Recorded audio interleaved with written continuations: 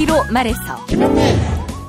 네, 오늘은 여야가 한바탕 충돌한 김명수 대법원장 후보자 인사청문회에 대해서 이야기를 해보겠습니다. 서초동 감식반장 김프로. 오늘은 헌법재판소장 부결을 계기로 안철수 국민의당 대표가 누구에게 어떤 신호를 보내고 있는지를 경제학적으로 분석을 해보겠습니다. 이완배 기자의 경제의 속살. 오늘은 리처드 라이트의 미국의 아들 소개해드리겠습니다. 정선태 교수의 오늘을 읽는 책. 김용민 브리핑. 잠시 후 시작합니다.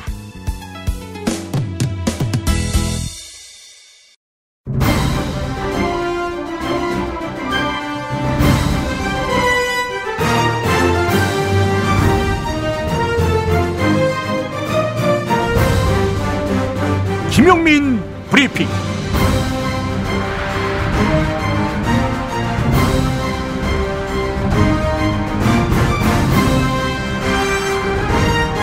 (2017년 9월 13일) 수요일입니다. 서강대 교수 왕상한 씨, 조선일보 기자 출신이지요. 그가 주로 활동했던 KBS와 MBC의 PD들 중 왕상한 씨와 옷깃 스치기라도 한 사람들에게 물어보면 왕상한 씨가 어느 정도의 실력과 인품을 갖추었는지 알 수 있을 겁니다. 오늘 여는 말에서 왕상한 씨를 소재로 삼는 이유는 그의 2010년 7월 20일자 중앙일보 기고문 때문입니다. 읽어보겠습니다. 김미화 씨의 KBS 블랙리스트 파문이 계속되면서 TV 책을 말하다라는 프로그램의 종영 과정이 새삼 논란이 되고 있다. 책을 사랑하는 사람치고 KBS의 TV 책을 말하다를 모르는 사람은 없다. 중략. 방송사는 스스로 편성을 하고 자율적으로 프로그램 진행자를 교체할 권리가 있다. 더구나 KBS는 법에 따라 국민으로부터 운영을 신탁받은 공영방송이다. 프로그램이 바뀌고 진행자가 바뀔 때마다 이런저런 이유를 내세워 교체나 폐지를 반대한다면 편성의 자율성과 독립성은 어떻게 되겠는가? 여기까지가 왕상한 씨가 쓴 2010년 7월 20일자 신문 칼럼이었습니다. 자, 그런데 국가정보원 개혁위원회는 그제 MB정부의 블랙리스트를 만방에 공개했습니다. 원세훈 전 국정원장이 2009년 2월 취임 이후 문화연예계의 특정 인물과 단체를 대상으로 퇴출 압박을 가하도록 지시했다는 겁니다. 그리고 노무현 대통령 국민장 직후인 2009년 7월에는 김주성 당시 국정원 기조실장 주도로 좌파 연예인 대응 태스크포스를 구성했고 정부를 비판하는 연예인의 특정 프로그램 배제 그리고 퇴출, 아울러 그 연예인이 소속된 연예기획사에 대한 세무조사, 말 안 듣는 프로그램 편성 관계자의 인사조치 유도 등 전방위로 퇴출을 압박했습니다. 이와 무관해 보이지 않는 정황으로 2010년 김미화 씨는 KBS에서 퇴출당했습니다. 블랙리스트에는 김미화 이름 석자가 선연했습니다. 한편 왕상한 씨는 그 신문 칼럼을 쓰기 2달 전인 2010년 5월 KBS 1TV 심야 토론 진행자 자리를 꿰찼고 그 글을 쓰고 5개월여 뒤에는 KBS 1라디오 매일 프로그램 KBS 열린 토론의 진행자가 됐습니다. 하지만 이명박 정부 말기 KBS에서 공정성 시비로 프로듀서들의 반발을 샀고 논란 끝에 진행자직을 내려놓을 수밖에 없었습니다. 누구를 챙겨주다가 빚어낸 공정성 시비였겠습니까? 이 질문에 대한 답은 그가 곧바로 MBC의 둥지를 튼 것에서 확연해집니다. 2012년 10월 대선을 앞두고 일전에 김미화 씨가 맡았던 MBC 라디오 세계는 그리고 우리는의 진행자로 발탁됩니다. 공범자 김재철 사장 때입니다. 박근혜 정권 중반기인 2015년 월도 아니고 주당, 즉 1회당 400만 원의 파격적인 개런티를 주는 MBC TV 이슈를 말하다의 진행자로 일취월장합니다. 또 다른 공범자 안광한 사장 때입니다. 왕상한 씨를 두고 방송을 못한다는 당시 내부 비판은 그리 중요하지 않았습니다. 방송뿐이었습니까? 2015년 박근혜 정부의 공정거래위원회 비상임위원으로 발탁되었습니다. 하지만 그는 보수 경제신문으로부터도 불성실을 이유로 질타받았습니다. 한국경제신문이 올 5월에 카운팅한 왕상한 공정거래위원회 비상임위원의 출석률은 61.3%입니다. 상임, 비상임 모두 포함해서 가장 저조한 출석률이었습니다. 그는 SK텔레콤과 CJ헬로비전의 합병 관련한 중요한 회의에서조차 프로 불참러의 위용을 과시했습니다. 왕상한 씨는 법학자입니다. 그렇기 때문에 어느 편이냐를 떠나 불법 중에 불법인 블랙리스트 의혹 제기를 괴담으로 손쉽게 일축하기란 쉽지 않았을 것입니다. 하지만 김미화 씨가 어렵게 제기한 그 의혹을 왕상한 씨는 섣불리 비웃었습니다. 왕상한 씨가 지식인으로서 왕성한 활동을 지속하기 바란다면 자신이 단정했던 블랙리스트는 없다. 이 선언의 전말을 밝히고 책임있는 조치를 취해야 할 것입니다. 사과는 최소한입니다. 왜냐? 당신의 그 몹쓸 예단이 부당한 이명박 정권의 정당성을 실어주었고 다음 정권에서도 블랙리스트를 온전하게 만드는데 일조했으니까요. 왕상한 씨의 진심을 믿고 싶은 마음에 이 이야기를 하는 것입니다. 왕상한 씨 당신은 적폐로 규정된 지난 정부에서 너무도 잘 나갔습니다. 어제나 오늘이나 같은 삶을 살기 바랍니까? 잊지 마십시오. 여기는 촛불혁명을 거친 전혀 다른 대한민국입니다. 이제 오늘의 주요 뉴스를 김보영 아나운서로부터 들으시겠습니다.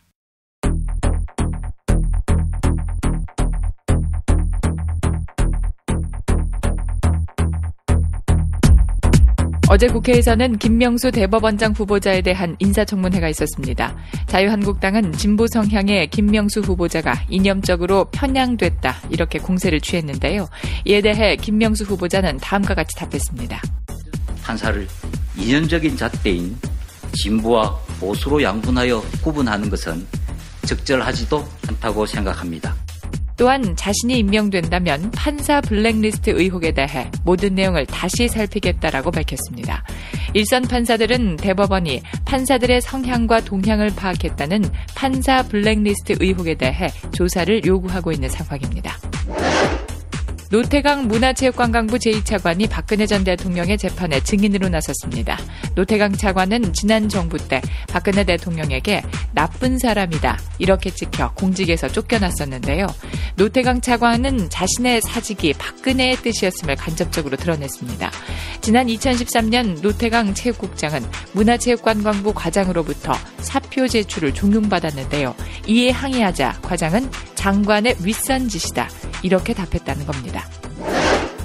문재인 정부의 적폐청산 칼끝이 이명박 전 대통령을 정조준하고 있습니다. 이명박 정부 국가정보원이 문화예술계 블랙리스트를 작성해 청와대에 보고했다는 사실이 확인됐는데요. 이에 따라 이명박 정부의 청와대가 검찰 수사를 피할 수 없게 된 것입니다. 또한 4대강 사업과 자원외교 그리고 방위산업 비리도 전면 재조사가 진행 중이거나 준비되고 있습니다. 검찰이 이명박 전 대통령과 투자자문회사 BBK의 연관성을 입증할 증거를 확보하고도 이를 은폐했다는 의혹이 제기됐습니다. 지난 2007년 검찰은 BBK 주가 조작 의혹 사건을 수사했는데요. 당시 검찰은 LKE뱅크가 이명박 후보의 계좌에 50억 원을 입금한 것을 확인했습니다. 김경준 씨는 이면 계약서에 따라 이명박이 보유한 BBK 주식 60만 주를 LKE뱅크에 넘기고 50억 원을 받기로 했다. 이렇게 주장했는데요. 이어서 이 이면 계약서가 이명박 본인이 BBK의 소유주라는 것을 증명하는 계약서다라고 강조했습니다. 이에 따라 이낙연 국무총리는 대법원까지 거친 사건이지만 다시 들여다볼 필요가 있다. 이렇게 밝혔습니다.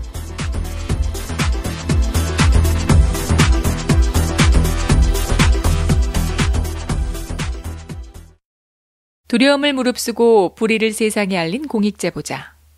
하지만 용감한 행동의 대가는 가혹하기만 합니다. 직장 내 따돌림과 개인이 감당하기 어려운 보복성 조치들, 어려워지는 생계, 가족에 대한 미안함. 공익을 지키기 위한 대가는 혼자서 지기엔 너무나 무겁습니다. 세상은 이들의 제보로 조금 더 나아졌지만 그들은 너무나 쉽게 세상에서 잊혀져 갑니다. 함께 사는 사회를 만드는 일을 이들에게만 맡기지 않기 위해 용기 내줘서 정말 고맙습니다라고 전하기 위해 아름다운 재단이 어쩌다 슈퍼맨 캠페인을 시작합니다. 공익을 위한 선택이 후회로 남지 않도록 지금 아름다운 재단의 어쩌다 슈퍼맨 캠페인에 함께 참여 바랍니다. 어디선가 나타나서 생명을 구하고 정의를 지키는 영웅 슈퍼맨. 우리 주변에도 많은 슈퍼맨이 있습니다.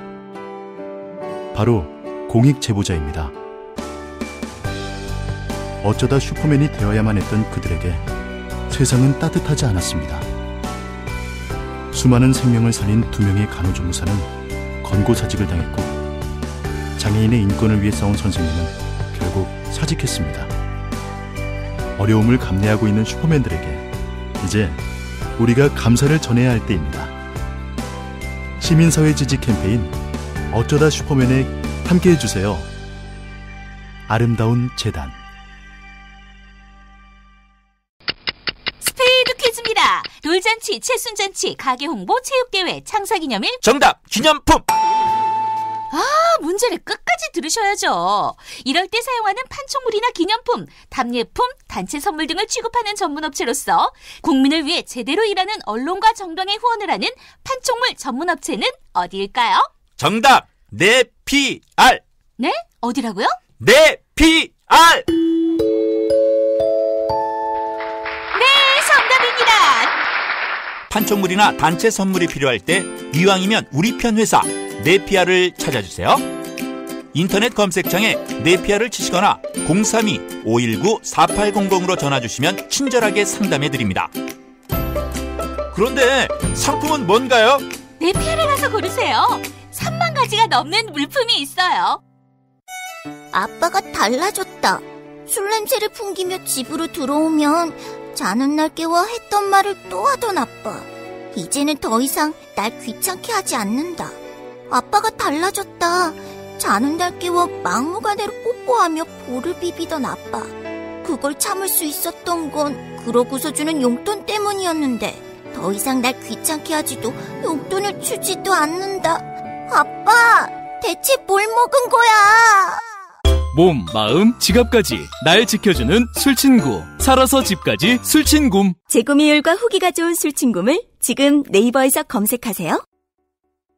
야, 너 홍어 판다 그랬지? 팔지. 근데 홍어가 진짜 그렇게 몸에 좋아? 아니 끝내준다니까. 우리 엄마 관절염인데? 홍어. 나 숙취는? 홍어. 마누라 다이어트는? 홍어. 큰 이모 변비? 홍어. 작은 형 소화불량은? 홍어. 여동생 피부? 홍어. 큰 누나 주름? 홍어. 명절 때 선물은? 홍어라니까. 근데 비싸지? 별나 싸고 열나 맛있는 홍어가 있다니까. 어디? 알싸한 홍어. 1599-6456.com 혹은 1599-6456 전화 주문도 가능합니다.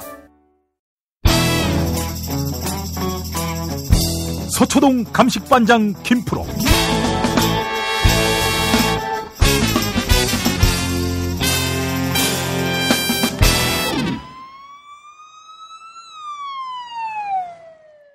김프로 나와 있죠? 네, 안녕하세요. 김프로입니다. 예, 어제 오전에 업데이트된 김용민 브리핑 일부.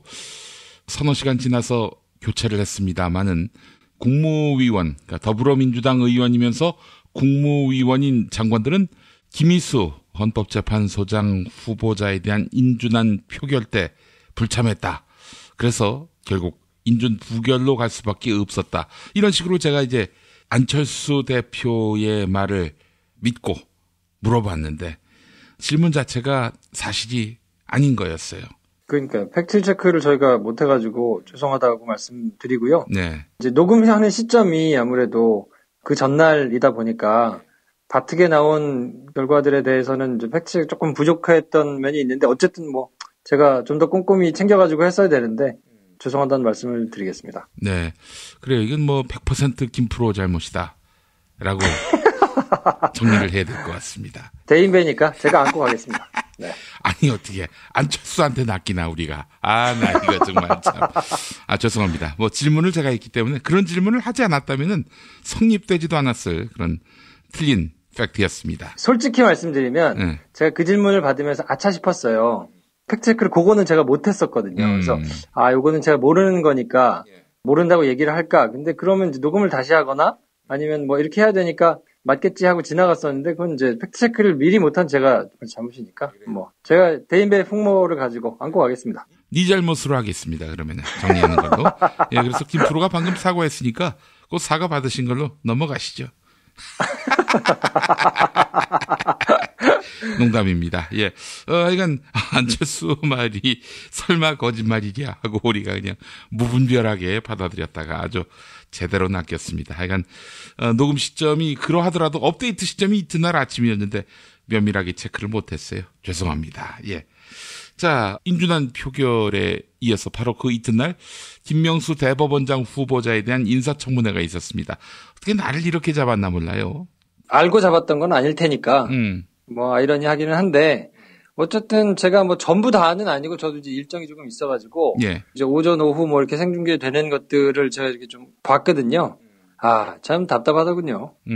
놓고 소리 지르면서 싸우는 것들이 내용들이 대법원장을 뽑기 위해 가지고 하는 청문회라고 보기에는 너무 좀 수준이 좀 떨어진다. 라는 생각이 언제쯤 되면 국회 수준이 좀 올라갈 건가 뭐 이런 생각이 들어서 좀 답답한 생각이 좀 들긴 하더라고요. 예, 대표적으로 왜 이렇게 저질인가라고 판단했던 부분은 어느 의원 질문 대목이었습니까? 뭐 하나같이 다 비슷했어요. 장재현 의원이 그나마 그냥 모르는 사람이 듣기에는 뭐 그럴 수도 있겠네라고 이제 생각을 하게 막 호통을 치면서 몰아붙이더라고요. 예. 근데 사실은 하나하나 내용을 좀 뜯어보면 죄송한 말씀이지만 좀 택도 아닌 얘기들이 좀 많아가지고 답답하기도 하고 짜증도 나고 좀 하더라고요. 그래서 이거 뭐 계속 이렇게 똑같은 내용만 반복되고 돌아갈 거면 이걸 계속 보고 있어야 되나 싶은 생각도 조금 들었는데 그러니까 어제 내용을 뭐 길게는 했습니다만 뭐 다 별 쓸데없는 얘기들이 많고 세 가지로만 정리하면 큰 사건 판결을 한 게 없더라 찾아보니까 의미 있는 판결을 해본 적도 없고 이게 되겠냐라는 주장이 하나 있고 또 하나는 이제 비슷한 맥락일 수 있는데 대법관도 안 거친 사람이 충청 경찰서장 하다가 뭐 경찰청장하고 이럴 수가 있느냐 비유를 하면서 얘기를 하더라고요. 그래서 경륜이 부족하다라고 지적을 이제 하는 사람들이 많았고 그리고 마지막으로는 이제 코드 인사를 들먹인 사람들이 많았거든요. 뭐 인권법 연구회, 우리법 연구회 이런 걸 들면서 이제 하나회하고 비교를 하면서 특정한 성향을 가지고 있는 사람이라서 누군가는 그렇게 얘기를 하던데요. 뭐 사법 숙청이 우려된다. 뭐 이런 얘기도 이제 막 하고 막 이러던데 그 세 가지가 왜 궤변인가에 대해서 짧게 말씀을 드리면 어떨까 싶습니다. 예.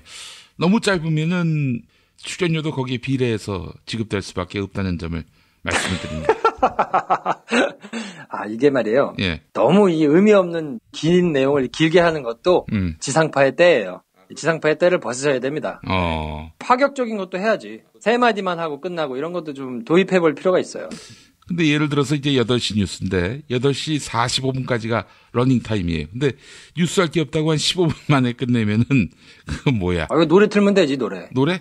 뮤직비디오를 틀자고. 그런 거 틀면 되죠. 여기가 MBC인가 지금? 도내신 이런 거 있잖아. 도내신. 그래요. 그 노래 한 곡이 사실은 여러 시사 프로그램 뉴스 꼭지보다는 나을 수도 있어요. 훨씬 낫지. 의미 없는 무슨 뭐 계란 후라이 붙이고 뭐 삼겹살 이런 거보다는 훨씬 나아요, 그게. 멧돼지 나오고 소세지 빵 나오고 이런 거보다도. 예, 알겠습니다. 자, 장제원 의원 질문이 주로 이제 김프로의 도마 위에 오르게 되는 셈이군요. 그렇다고 볼 수 있을 텐데 이제 큰 사건을 판결하지 않아가지고 능력이 의심된다. 이 말을 이제 조금 한 발짝 들어가서 보면 얼마나 얼척없는 얘기냐면요. 판사는 판결을 하는 사람이잖아요. 굉장히 수동적인 일을 하는 사람이에요. 판사는 앉아가지고 들어온 사건을 법리적으로 잘 판단해가지고 판결을 하는 거거든요. 그러니까 사건을 돌아다니면서 찾아다니는 검사하고는 달라요.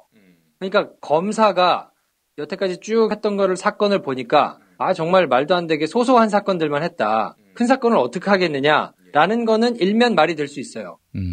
근데 판사는 앉아 있으면 배당이 돼서 들어오는 사건들만 하는 사람들이거든요. 그러니까 큰 사건을 못했다는 얘기는 주요 보직에 앉지 않았다는 얘기하고 약간 일맥상통하거든요. 근데 주요 보직이라는 게 옛날 법관들일수록 정해져 있어서 처음에 들어올 때 성적이 어떻게 되고 처음에 배정을 받은 보직이 어떻게 되느냐에 따라서 그 뒤에 10년, 20년 내가 갈 자리들이 다 이렇게 그려졌었단 말이에요. 예상이 되고 옛날에는. 예. 그러다가 이게 이제 이용훈 대법원장이 오면서 인사 시스템을 조금 흐트리면서 그때부터 조금 달라졌는데 그 이전까지는 그냥 판에 박힌 듯이 쭉 다음 갈 자리가 다 정해져 있었어요. 그렇기 때문에 판사들이 정치적으로 눈치를 보고 위에 사람들의 눈밖에 나지 않으려고 노력을 한 측면도 있단 말이에요. 그러니까 주요 보직에 가야만 큰 사건, 사회적으로 의미가 있는 이런 커다란 판결을 할 수 있는 가능성이 커지니까 그러면 그런 사람들만 대법원장을 할 수 있다라는 논리가 되는데 그러면서 사법개혁 내지는 사법부의 독립 이런 거를 얘기할 수가 있겠냐고요. 약간 말이 안 되는 거고 사건을 찾아다니는 검사들하고 똑같은 맥락, 그러니까 사건을 찾아다니는 검사나 변호사들하고 똑같은 맥락에다가 두고 수동적으로 들어온 판결만 하는 판사들한테 사회적으로 의미 있는 큰 사건을 판결하지 않아가지고 능력이 의심된다라고 말하는 거는 뻘소리입니다. 이건 말이 안 되는 얘기예요. 네, 하여간 이런 엉뚱한 이야기를 인사청문회 석상에서 자랑스럽게 드러내놓고 떠들어댈 수 있는 것, 이 나라가 자유민주주의 국가라는 것이 확인되는 한 단면이 아닐까 싶어요. 그럼요. 그러니까 판사직에 대한 기본적인 이해도 없이 막 몰아치기만 한 거라고 보시면 될 것 같고 두 번째로 대법관을 안 거치고 대법원장이 돼서 경륜이 부족하다. 이건 말이 안 된다라고 얘기를 하는데 일본에도 이미 선례가 있고요. 미국에도 선례가 있습니다. 그러니까 이거는 우리나라만 비단 이런 게 아니라서 상관없고요. 그리고 기본적으로 고법부장 판사 이상이면 고법부장이면 차관급으로 보통 이제 예우를 하는데 고법부장 이상이면 일반 사람들한테는 큰 틀에서는 의미가 없어요. 왜냐하면 고법부장도 거치지 않은 부장판사를 대법원장으로 만약에 지명을 했다. 그럼 그거는 문제가 될 수 있습니다. 왜냐하면 회사로 치면 뭐 상무, 전무 뭐 이 정도 되는 임원급의 사람이라고 보시면 되겠는데 그 이상을 못 간 밑에 무슨 과장이나 부장이나 이런 사람을 사장이나 이런 사람을 올렸다 그러면 야, 이 사람이 이걸 어떻게 맡아가지고 처리를 하겠냐라고 하는 게 말이 되지만 고법부장 이상이어서 법원장을 할 수 있는 정도의 사람이면 큰 틀에서는 기본적인 자질이 비슷하다고 봐야 되고요. 대법원장을 그래서 뽑는 대법원장의 기준에도 전혀 문제가 없어요. 그러면 그런 기준을 만들면 안 되죠. 그러면 대법관을 한 사람으로 한해서 대법원장을 한다라는 법을 만들어야 되는 거 아니겠습니까? 그렇게 만약에 그게 중요하다고 한다면?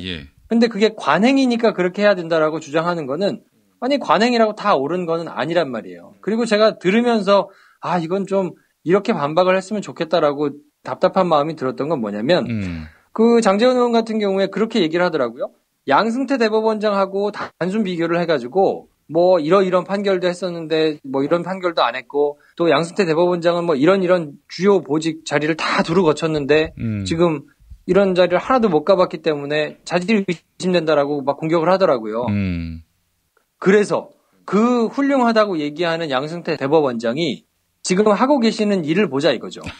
판사 블랙리스트와 관련해가지고 전국에 있는 판사들이 모여가지고 블랙리스트가 있었던 컴퓨터 조사 어떻게 된 겁니까? 물어봤는데 지금 답변을 안 하고 있어요. 답변을 안 하고 있다가 지금 그냥 정년 퇴임하실 옷 벗을 생각인 거예요. 이 정도의 책임의식을 가진 사람이 그러면 훌륭하다고 봐야 되는 겁니까? 그리고 전체 판사의 80% 이상이 윗사람들의 뜻을 거슬렀을 때 내가 이거는 상급식 판결과 다른 판결을 했을 때 조금 깨림직하다. 뭔가 영향이 있을지도 모르겠다라고 느끼는 사람이 80%가 넘었단 말이에요. 그러면 10명 중에 8명이 눈치를 보고 있고 이 법원이 조금 정상이 아니다라고 느끼고 있는데 말이에요. 근데 그런 분위기를 만든 양승태 대법원장, 그러면 대법원장으로 훌륭한 겁니까? 여태까지 그렇게 사법행정의 달인, 뭐 여러 가지 의미 있는 판결을 했다고 그렇게 목소리 높여가지고 하는 양승태 대법원장이 지금까지 했던 일들 보면 훌륭한 거예요? 그걸 뭐 대법원장 후보자가 본인 입으로 얘기를 할 수는 없을 텐데 진짜로 그 얘기를 좀 면전에서 좀 해주고 싶더라고요. 너무 좀 답답해가지고 경륜 부족을 들면서 대법관을 안 거쳤는데 대법원장이 어떻게 될 수 있느냐라고 몰아세우는 것은 정말 이거는 말도 안 되는 얘기입니다. 그래요. 춘천지법원장이 어떻게 대법원장이 될 수 있느냐. 이 이야기에 대한 아주 적절한 답이 될 만한 말을 제가 한번 해볼까요? 네. 5.16 때 박정희의 계급이 소장이었어요. 5.16 이후에 권력을 찬탈하고는 대장으로 예편했습니다. 소장이 무슨 대장이 됩니까? 곧바로. 또 대통령을 할 수 있습니까? 부적절한가? 모든 사회적인 비난을 김용민 씨가 안고 가는 걸로 합시다. 아니 뭐가 비난받을 내용이 있어? 어? 아니 그래도 우리 김명수 대법원장 후보자를 어떻게 박정희 대통령하고 단순 비교를 합니까? 아 그래요? 양승태 같은 사람아. 장제원 같은 사람이구나. 알겠습니다. 예, 제 비난을 다 받겠습니다. 예, 네. 다 저한테 해주시기를 바라겠습니다. 예. 그리고 이제 마지막으로 코드 인사 얘기를 주구장창 하면서 국제인권법연구회하고 우리법연구회 소속이었기 때문에 이게 하나회하고 똑같은 거 아니냐면서 이제 막 언성을 높이더라고요. 예. 근데 이게 정말 얼마나 얼척없는 얘기냐면 대법원에서 자체 인트라넷이 있어요. 그 법관들이 사용하는 인트라넷이 코트넷이라고 해가지고 예. 거기서 신청할 수 있는 단체들이에요. 그러니까 쉽게 얘기하면 대학 다닐 때 동아리 신청하듯이 학술연구회라고 그래가지고 이제 판사들이 여러 가지 법리적으로 공부해야 될 게 많잖아요. 그러니까 그것들을 그냥 혼자 공부해가지고 하는 게 문제가 있을 수 있으니까 다 모여가지고 가급적이면 2, 3년에 한 번씩 세미나를 해서 뭐 책도 발간하고 결과물도 내고 뭐 이런 거를 하라고 돈도 지원해주고 모임을 할 수 있는 이런 것들을 법원에서 지원한단 말이에요. 그리고 그 신청을 인터넷에서 그냥 할 수 있어요. 그리고 그거를 한 개뿐만이 아니라 필요한 만큼 학술연구회를 할 수 있도록 돼 있거든요. 근데 그것 중에 하나예요. 그러니까 이거를 하나회하고 비교해가지고 코드 인사라느니 무슨 사법 숙청이 있을 우려가 있다니 이따위 소리를 하는 거는 정말 말도 안 되고요.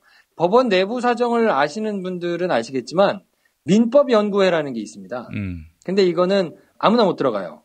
그러니까 민법연구회 소속으로 받아준다는 거는 나름대로 기수에서 좀 잘 나가고 똘똘하고 하는 선수들을 이렇게 좀 가려서 받는 민법연구회가 있거든요. 근데 그러면 민법연구회에 속하면 하나회인 겁니까? 그건 왜 민법연구회는 문제를 안 삼아요? 그러니까 민법연구회에 있는 유수에 잘 나가는 판사들도 그러면 똑같은 논리로 민법연구회에 있었으니까 자기들끼리 모여가지고 뭐 밀어주고 끌어주고 하니까 그것도 그러면 하나회다라고 욕할 것 같으면 학술연구회 자체를 다 싹 폐지해버려야죠. 그렇지. 근데 돈도 대법원 행정처에서 되는 거고 그리고 법관들이 모여가지고 하라고 지원도 정식적으로 하는 거고 누구나 아무런 적이 없이 모여가지고 자유롭게 훌륭한 판결을 위해 가지고 공부하는 모임인데 그거를 장려할 때는 언제고 그거를 제도적으로 지원할 때는 언제고 거기에 됐다고 그걸 어디 하나회 같이 점조직으로 이루어져 가지고 자기들끼리 무슨 말도 안 되는 그게 무슨 조직적인 근거가 있습니까? 혹은 내규상으로 만들어진 규칙이 있습니까? 아무것도 없잖아요. 예. 자기들끼리 그냥 순전히 안면 트고 밀어주고 끌어주고 하기 위해 가지고 하는 사조직하고 법원에서 정식으로 만들어 가지고 모든 판사들이 다 하고 있는 이런 학술연구회하고 비교를 하면서 이거를 모르고 가는 거는 상황을 잘 모르는 사람들한테 그냥 또 한 번 색깔 칠해가지고 뭐 이 사람 머리에 뿔 달렸으니까 악마예요 이렇게 얘기하는 거하고 다를 바가 없는 거거든요. 그러니까 이런 수준의 공격을 100석 이상 되는 의원석을 가진 공당에서 나와가지고 주구장창 하고 있다는 것 자체가 진짜 우리나라 이 국회 수준이 너무 떨어진다라는 거를 그냥 여실히 드러내준 거여서 예. 청문회 내용을 보면서 너무 좀 깝깝한 생각이 좀 들더라고요. 그 장제원 의원이 스스로 그동안 너무 나갔다 이렇게 판단한 건 아닐까요? 뭐 이제 본인이 대중적인 인지도, 뭐 지지도 이런 게 조금 이제 생겨서 제가 보기에는 조금 연예인병 비슷하게 본인이 지금 처하신 상황을 명확하게 지금 이해를 잘 못하고 계신 거 아닌가. 아니 그것보다도 지금 보수 정당 특히 자유한국당이 있단 말이죠. 근데 그동안 자유한국당 지도부를 비롯해서 친박 세력과 아주 거친 그런 대립각을 세웠는데 지난 토요일 강남에서의 그 집회 있었지 않습니까? 장외 집회, 자유한국당 거기도 모습을 드러내고 있고 이번 대법원장 후보자 인사청문회에서도 목소리를 높이면서 여기는 무슨 축하해주는 자리가 아니다 라면서 호통치는 걸로 봐서는 자기가 이 자유한국당에서의 그 입지가 너무 흔들리니까 공고히 하기 위해서 보수정당 국회의원의 스탠스를 확실히 굳히고자 이렇게 태세 전환을 한 것은 아닌지 하는 생각. 그렇게 보는 것이 합리적일 거고요. 대외적으로는 뭐 표창원 의원과 공방을 벌인 걸로 의도하지 않게 이제 막 여러 군데 주목을 받으면서 이제 스타가 좀 돼가지고 그것 때문에 인기몰이를 한 것에 한껏 들떠 있다가 그래서 청문회 시즌에 최순실 게이트와 관련해가지고 그렇게 국정조사 하는데 막 호통을 치고 난리를 부리면서 본인이 입지를 굳혔잖아요. 예. 그래 놓고서는 손익계산 해보니까 안 되겠거든요.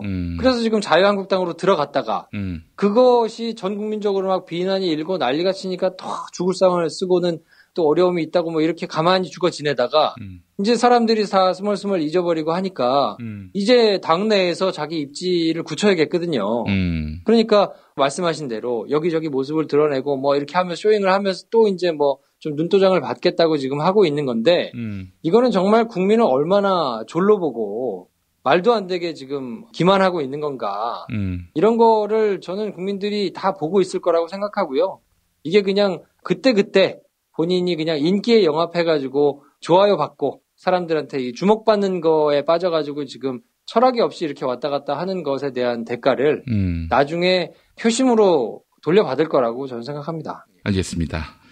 김명수 후보자가 대법원장이 되면은 자유한국당으로서는 아주 똥줄이 타는 그런 상황이 되는 거 아니겠어요? 좋지는 않겠죠. 뭐 홍준표 대표를 비롯해서 여러 가지 내용들이 지금 원칙대로 법대로 이렇게 돌아갈 가능성이 크거든요. 근데 그렇게 돌아간다고 했을 때 그게 자유한국당이나 보수 야당 뭐 이런 데 좋을 리가 전혀 없기 때문에 이 사람들 입장에서는 어떻게든 부결을 좀 시켜야 되는 거 아닌가 뭐 이렇게 지금 달려들 것 같아요. 자, 근데 김희수 헌법재판소장 후보자 인준 부결 같은 사태가 또 발생하는 것은 아닌지 염려하는 분들이 많습니다. 어떻게 보세요? 걱정은 좀 되죠. 근데 이제 뭐 민주당에서도 한번 그런 경험을 했기 때문에 그리고 이게 대법원장 후보자까지도 부결되는 상황이 만약에 된다 그러면 그냥 단순히 헌재소장 부결되는 거 하고는 또 이 정치적으로 후폭풍이나 이런 것들이 다를 수 있거든요. 근데 지금 김희수 후보자 같은 경우에는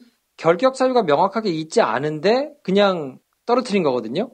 근데 김명수 후보자 같은 경우에도 사람들이 보기에 이건 명확하게 문제가 된다라는 것이 있으면 모르겠는데 오늘 나온 걸로 봐서는 뭐 별로 그렇게 딱히 문제될 것이 지금 없어 보인단 말이에요.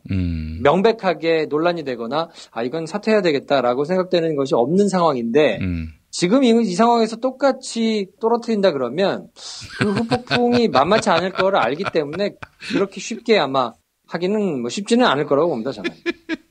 제정신이면 그렇게 하면 안 되죠. 만약에 그렇게 하면 어떻게 될까? 국민의당이. 그리고 또 자기들끼리 박수치고 자축하고 뭐 그럴지는 모르겠는데, 뭐 제정신은 지금 이미 아니기 때문에. 그리고 이제 안철수가, 20대 국회는 우리가 결정권을 갖고 있습니다. 또 이러면서. 네, 많이 하라 하세요. 네. 이렇게 할 수 있는 것도 얼마 안 남았을 것 같은데 하여튼 뭐 바보가 아닌 이상 그게 쉽지는 않을 거고 최대한 하여튼 생채기를 내고 뭔가 흠집을 내는 것으로 본인들의 이 존재감을 찾으려고 할 텐데 그러기에는 이미 바삭하게 좀 들여다보고 있는 사람들이 많기 때문에 저는 뭐 큰 틀에서는 뭐 의미 없다고 봅니다. 그냥 본인들의 수준이 얼마나 저열한가를 여실히 드러낸 뭐 그런 자리가 아니었나라고 저는 판단하고 있습니다. 예. 참 자유한국당으로서는 김희수 괜히 떨어뜨렸다. 김희수를 통과시키고 김명수를 낙마시켰다면은 그러면 사실 더 이득인데 저렇게 헌법재판소장 낙마시켜놓고 대법원장 후보자마저 낙마시키는 것은 대단히 부담스러운 일이 된 거 아니겠어요?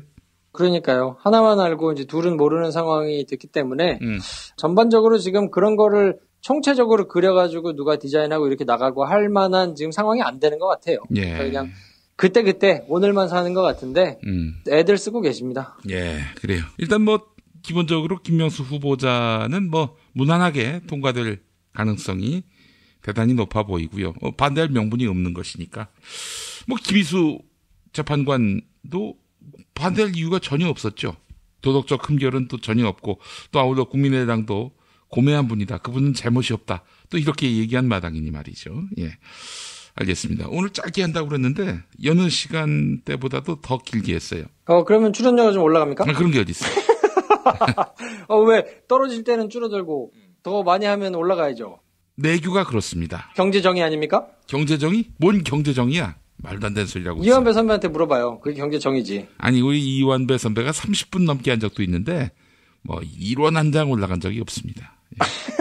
로마에 왔으면 로마 법을 따라야지. 안 그러겠어요? 노동조합을 만들도록 하겠습니다. 노동조합을? 출연자들의 조합을 만들도록 하겠습니다. 바로 대체 인력 시용 평론가를 쓰도록 하겠습니다. 예. 찾다 보면은 신동호 같은 사람들이 없겠어요? 그러니까 절대 충성 받으셔서 좋겠어요. 예. 인생이 다 그런 거 아니겠습니까? 예. 자, 김프로 수고하셨습니다. 네, 내일 뵙겠습니다.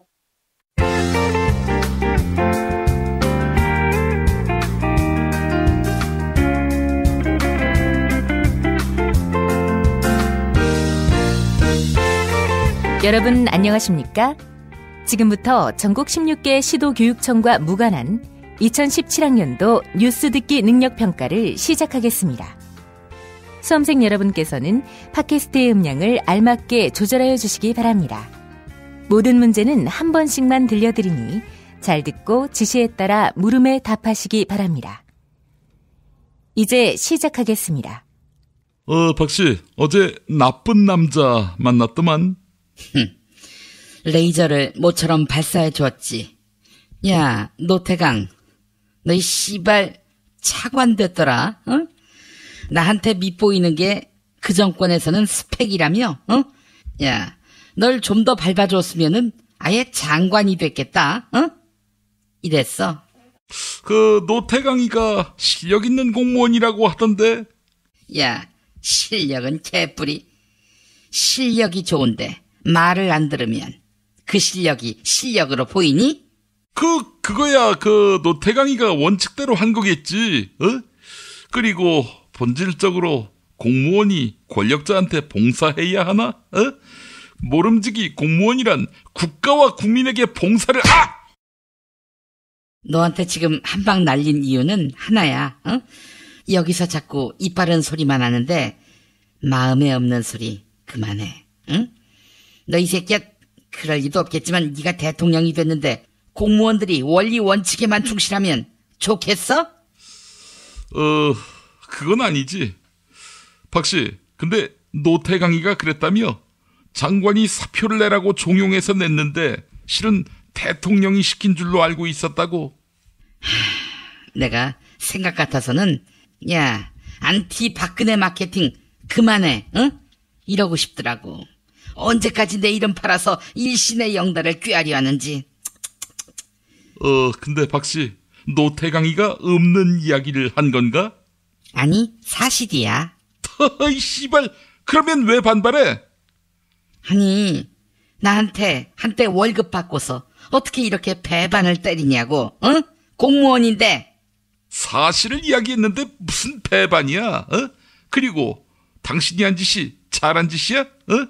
정유라 안 도와줬다고 나쁜 사람으로 매도하고 밥줄 끊고.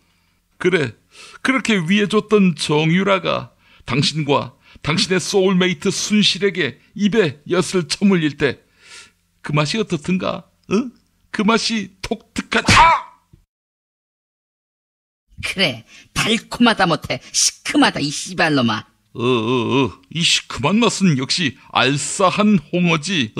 알싸한 홍어 맛을 보면 이 홍어에도 급이 있구나, 이런 생각이 들 수밖에 없어요. 당연하지. 알라스카 청정 해역에서 잡았는데. 게다가 홍어 맛뿐인가? 전통 재래 숙성 방식, 이게 없으면은 알싸한 홍어가 아니야. 거기에다가 막걸리에 시큼한 김치까지. 1599-6456 1599-6456 알싸한 홍어, 여러분의 많은 사랑 바랍니다. 박씨, 막걸리, 홍어, 김치 뭐 이런 것도 먹나? 없어서 못 먹지. 그나저나 박씨, 요즘 당신 영화가 나왔더라고. 뭐? 내 영화? 아니, 언제? 국정원에서 30억을 들여서 만든다는 영화? 여성 대통령이 주인공인 국뽕 영화. 맞지? 국뽕 영화긴 한데 제목이 미스 프레지던트라고.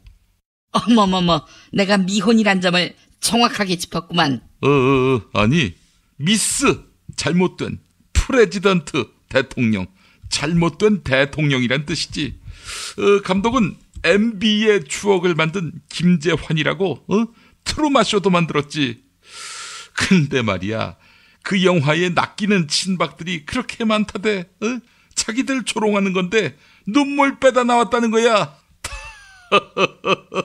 어떻게 그런 거에 속나? 사람들 순진해서. 김재환이한테 받아내. 내 축의연료 영치금으로 보내라고 해. 감옥까지 온 사람을 여전히 희롱의 대상으로 삼아? 이것들이 인간이야? 그 죽은 대통령 갖고 장난치던 일베는 과연 국정원과 무관할까? 문제나 내지. 문제드립니다. 이번에 그 MB정부 국정원 블랙리스트에 포함된 연예인 이름. 박씨, 연예인에 관심이 많으니까 다 알겠지? 알지. 맞는 것을 골라주세요. 1번 오영실, 2번 임백천, 3번 전원주, 4번 김구라, 5번 김은국.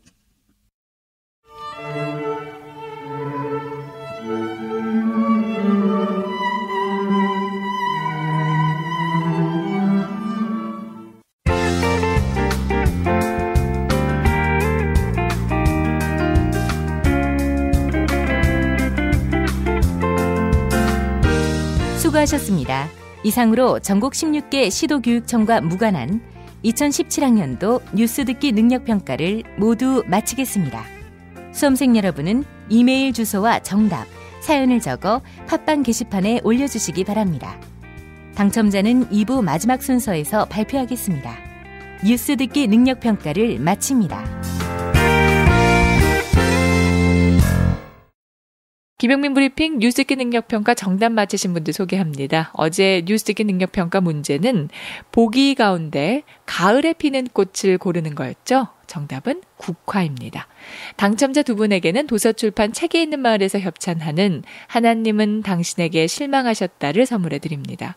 다른 당첨자에게는 술친굼 한 박스 선물해드립니다. 포털 사이트에서 술친굼을 검색해 주시면 되겠습니다. 금요일 정답자 가운데 한 분에게는 골반 보정 속옷 바디로직 리포머 팬츠 보내드립니다. 포털 사이트에서 바디로직을 검색해 주세요.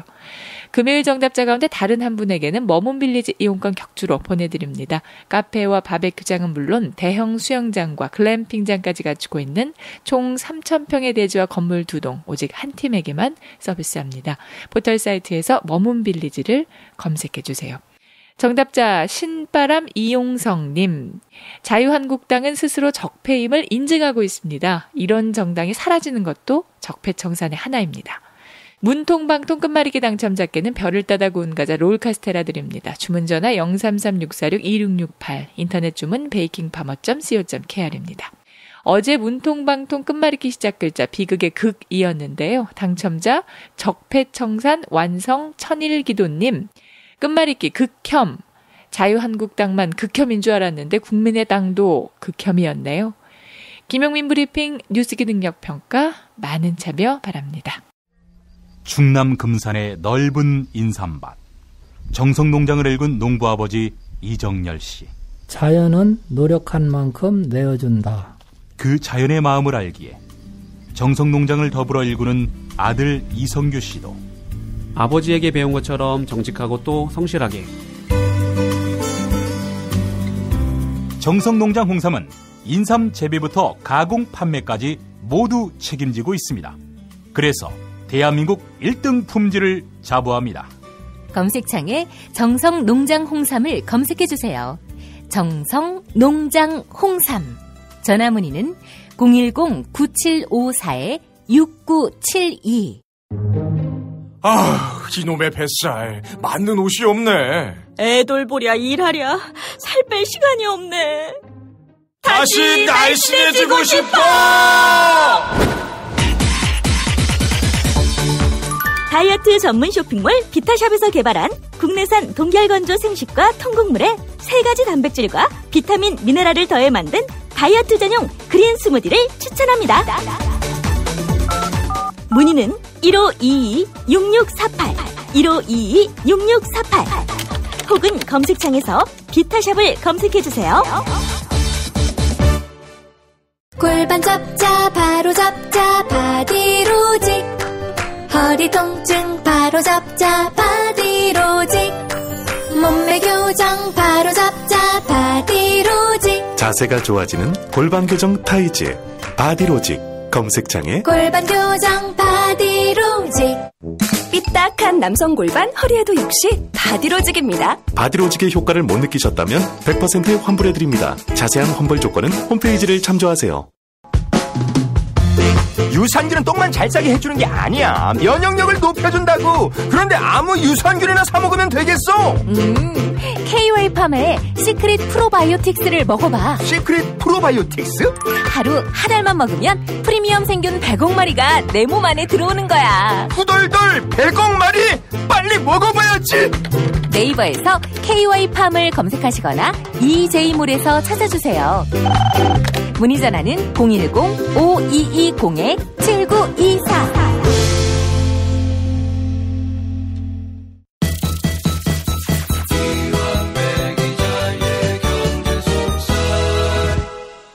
민중의 소리 이완배 기자 만나겠습니다. 이완배 기자님. 네, 안녕하십니까. 네, 헌법재판소 김희수 재판소장 후보자에 대한 인준이 부결돼서 지금 SNS는 난리가 났습니다. 근데 저도 정말 쇼크를 받았습니다. 그러니까 저희가 어제 그 다음 이야기를 할 때 녹음을 조금 빨리 해서 한 4시 반쯤에 저희가 녹음을 했었는데 제가 그때까지 이 부결 소식을 못 들었어요. 원고를 준비하느라고. 녹음을 마치고 부결됐다는 소식을 듣고 너무 놀라가지고 이게 뭐야 싶더라고요. 저도 굉장히 쇼크를 많이 받았습니다. 저는 사실 정말 만분의 1의 가능성은 예견을 했습니다. 김희수 재판관과 관련해서 국민의당이 명확한 입장 표명을 하지 않은 상황에서 표결에 들어간다. 이거 빅엿을 먹을 수도 있겠는걸? 라는 생각을 안 하진 않았는데 이제 맥일 줄은 몰랐습니다. 예. 그러니까 이게 여러 분석을 봐도 그렇고 제가 좀 여쭤보고 싶은 건 결국은 조직적으로 국민의당이 결정을 한 거이겠죠. 그런 거죠, 지금 이게요. 안철수 씨가 표결 이후에 20대 국회는 국민의당이 결정권이 있다 이런 말을 했잖아요. 진짜 정말 제가 정치를 잘 몰라서 그런지 하여튼 어제는 하루 종일 제가 멘탈 붕괴 상태에 빠져서 저는 사실 개인적으로 법이나 정치를 모르지만 이 김희수 재판관님은 상당히 존경스러운 분이라고 생각을 해왔어요. 훌륭한 분입니다. 예. 소수자의 의견을 대변하는 분이야말로. 그런데 부결이 되니까 제가 하여튼 하루 정도는 약간 멘탈이 붕괴되어 있는 상태였는데 오늘은 이제 그 이야기를 좀 해보려고 합니다. 말씀드렸듯이 이건 경제 영역이 아니어서 제가 말씀드릴 수 있는 영역은 아니고 김프로께서도 어제자에서 상세하게 말씀을 해주셨으니까요. 제가 이야기를 하고 싶은 건 부결의 결정적 캐스팅 보트를 이제 안철수 국민의당 대표가 사용을 했다는 건데 그 행위를 경제학적으로 어떻게 해석을 해야 되는지를 이야기해 보려고 하는 겁니다. 예. 제가 오늘 사용하려는 분석의 틀은 신호 이론이라는 경제학 이론입니다. 그런데 미리 말씀드리고 싶은 건 이 분석의 틀로 낼 수 있는 결론은 짐작입니다. 근데 저는 이 짐작을 많이 믿는 편인데 제 짐작과 생각이 다르신 분들도 많으실 것 같아요. 그래서 제 이야기는 그냥 하나의 의견 정도로만 받아들여 주셨으면 좋겠습니다. 신호 이론이라는 분야의 대가는 마이클 스펜스라는 경제학자입니다. 이 마이클 스펜스는 마케팅 시그널링, 시장 신호 이론이라는 제목의 연구로 2001년에 노벨 경제학상을 받았습니다. 지금은 뉴욕대학교 경영대학원 교수일 겁니다, 아마요. 이 연구의 출발이 이렇게 시작을 합니다. 현대에서 사람들이 굉장히 비합리적인 선택을 하는 경우가 많은데 왜 저런 아둔한 선택을 할까에 대한 출발점을 각 사람들이 가지고 있는 정보의 양이 불균등하기 때문이다라는 점부터 출발을 합니다. 이제 이 분야를 정보경제학이라고 하는데요. 예를 들면 왜 인격도 개판이고 이기심만 있고 역사의식도 개판인 형편없는 정치인을 국회의원으로 뽑을까? 이 문제를 경제학에서 다룹니다. 이유는 뭐냐면 정보가 불균형하기 때문이라는 겁니다. 그러니까 무능력하고 욕심쟁이인 정치인은 자기가 나쁜 놈이라는 정보를 100% 알고 있죠. 뇌물도 받아 처먹었을 거고 돼지 발정제로 강간도 모의했을 거고 하여튼 뭐 별의별 나쁜 짓을 다 한 놈들이니까 지는 지가 나쁜 놈이라는 정보를 100% 알고 있어요. 근데 문제는 그 사람을 국회의원으로 뽑는 사람들이 국민이라는 겁니다. 근데 국민은 그 사람이 나쁜 놈인지 좋은 놈인지 정보가 없다는 겁니다. 이게 지금 정보 불균형 상태라는 거예요. 그래서 속는 사람들이 생긴다는 게 정보 경제학의 문제 제기입니다. 예. 중고나라 같은 곳에서 판매되는 중고 상품 중에 사기로 판매되는 제품들이 많죠. 사진은 그럴싸해서 주문을 했더니 휴대폰인데 배터리가 없더라 뭐 이런 사기가 있지 않습니까? 네. 예전에 네. 이런 일이 생각이 납니다. PC 통신이 있던 시절이었습니다. 인터넷은 보급되지 않았고요. 노트북을 이제 판다고 그래서 너무 저렴한 가격에 팔기에 샀더니 진짜 노트하고 북이 온 건가요? 노트하고 북이 왔어요. 지금 이런 경우가 사기 거래인 건데 이것도 지금 정보 불균형 때문에 생긴 현상으로 정보 경제학에서는 봐요. 그렇죠. 물건을 파는 놈은 지가 파는 물건이 랩탑 컴퓨터인지 노트하고 북인지를 정확하게 알고 있죠. 그런데 노트북을 팝니다 이렇게 올려놓으면 사는 쪽은 모르는 거예요. 저게 노트북인지 노트하고 북인지 이걸 모르는 거죠. 그래서 이런 정보의 불균형 때문에 사기 문제가 생겨요. 네. 그래서 이 중고시장 거래 문제도 정보경제학에서는 중요한 연구 과제로 삼습니다. 예. 그런데 이 정보경제학 중에 하나가 바로 마이클 스펜스의 신호이론이라는 건데요. 내용이 이렇습니다. 예를 들어서 어떤 청년이 마음에 드는 이성을 만났어요. 예. 짝사랑에 빠졌습니다. 그런데 이 상태가 정확히 정보 불균형 상태예요. 왜냐하면 짝사랑에 빠진 청년은 자기가 그 여인을 얼마나 사랑하는지를 정확히 알고 있죠. 죽을 정도로 사랑한다는 걸 알고 있죠. 정보를 100% 알고 있습니다. 그런데 상대 여성은요. 저 남자가 나를 얼마나 사랑하는지를 어떻게 합니까? 모르는 겁니다. 남의 마음속에 들어가 보지 않은 이상 상대가 나를 얼마나 좋아하는지 확인할 수 없는 거죠. 저 남자가 말로는 나를 좋아한다고 하는데 잠깐 즐기고 튈 놈인지 아니면 정말 나를 평생 지켜줄 사람인지를 알 수가 없습니다. 정보 불균형 상황입니다. 예. 그러면 여기서 여성분은 이 정보 불균형을 해소하기 위해서 남자야, 네가 나를 사랑한다면 나를 사랑한다는 사실을 입증해봐 라고 요구를 할 수가 있습니다. 정보가 없으니까요. 그러면 남자 쪽도 내가 당신을 사랑하는 건 당신을 쫓아다니는 수많은 남자들하고 다른 차원이에요. 나는 진심으로 사랑하는 거고 나는 세상에서 당신을 제일 사랑해요.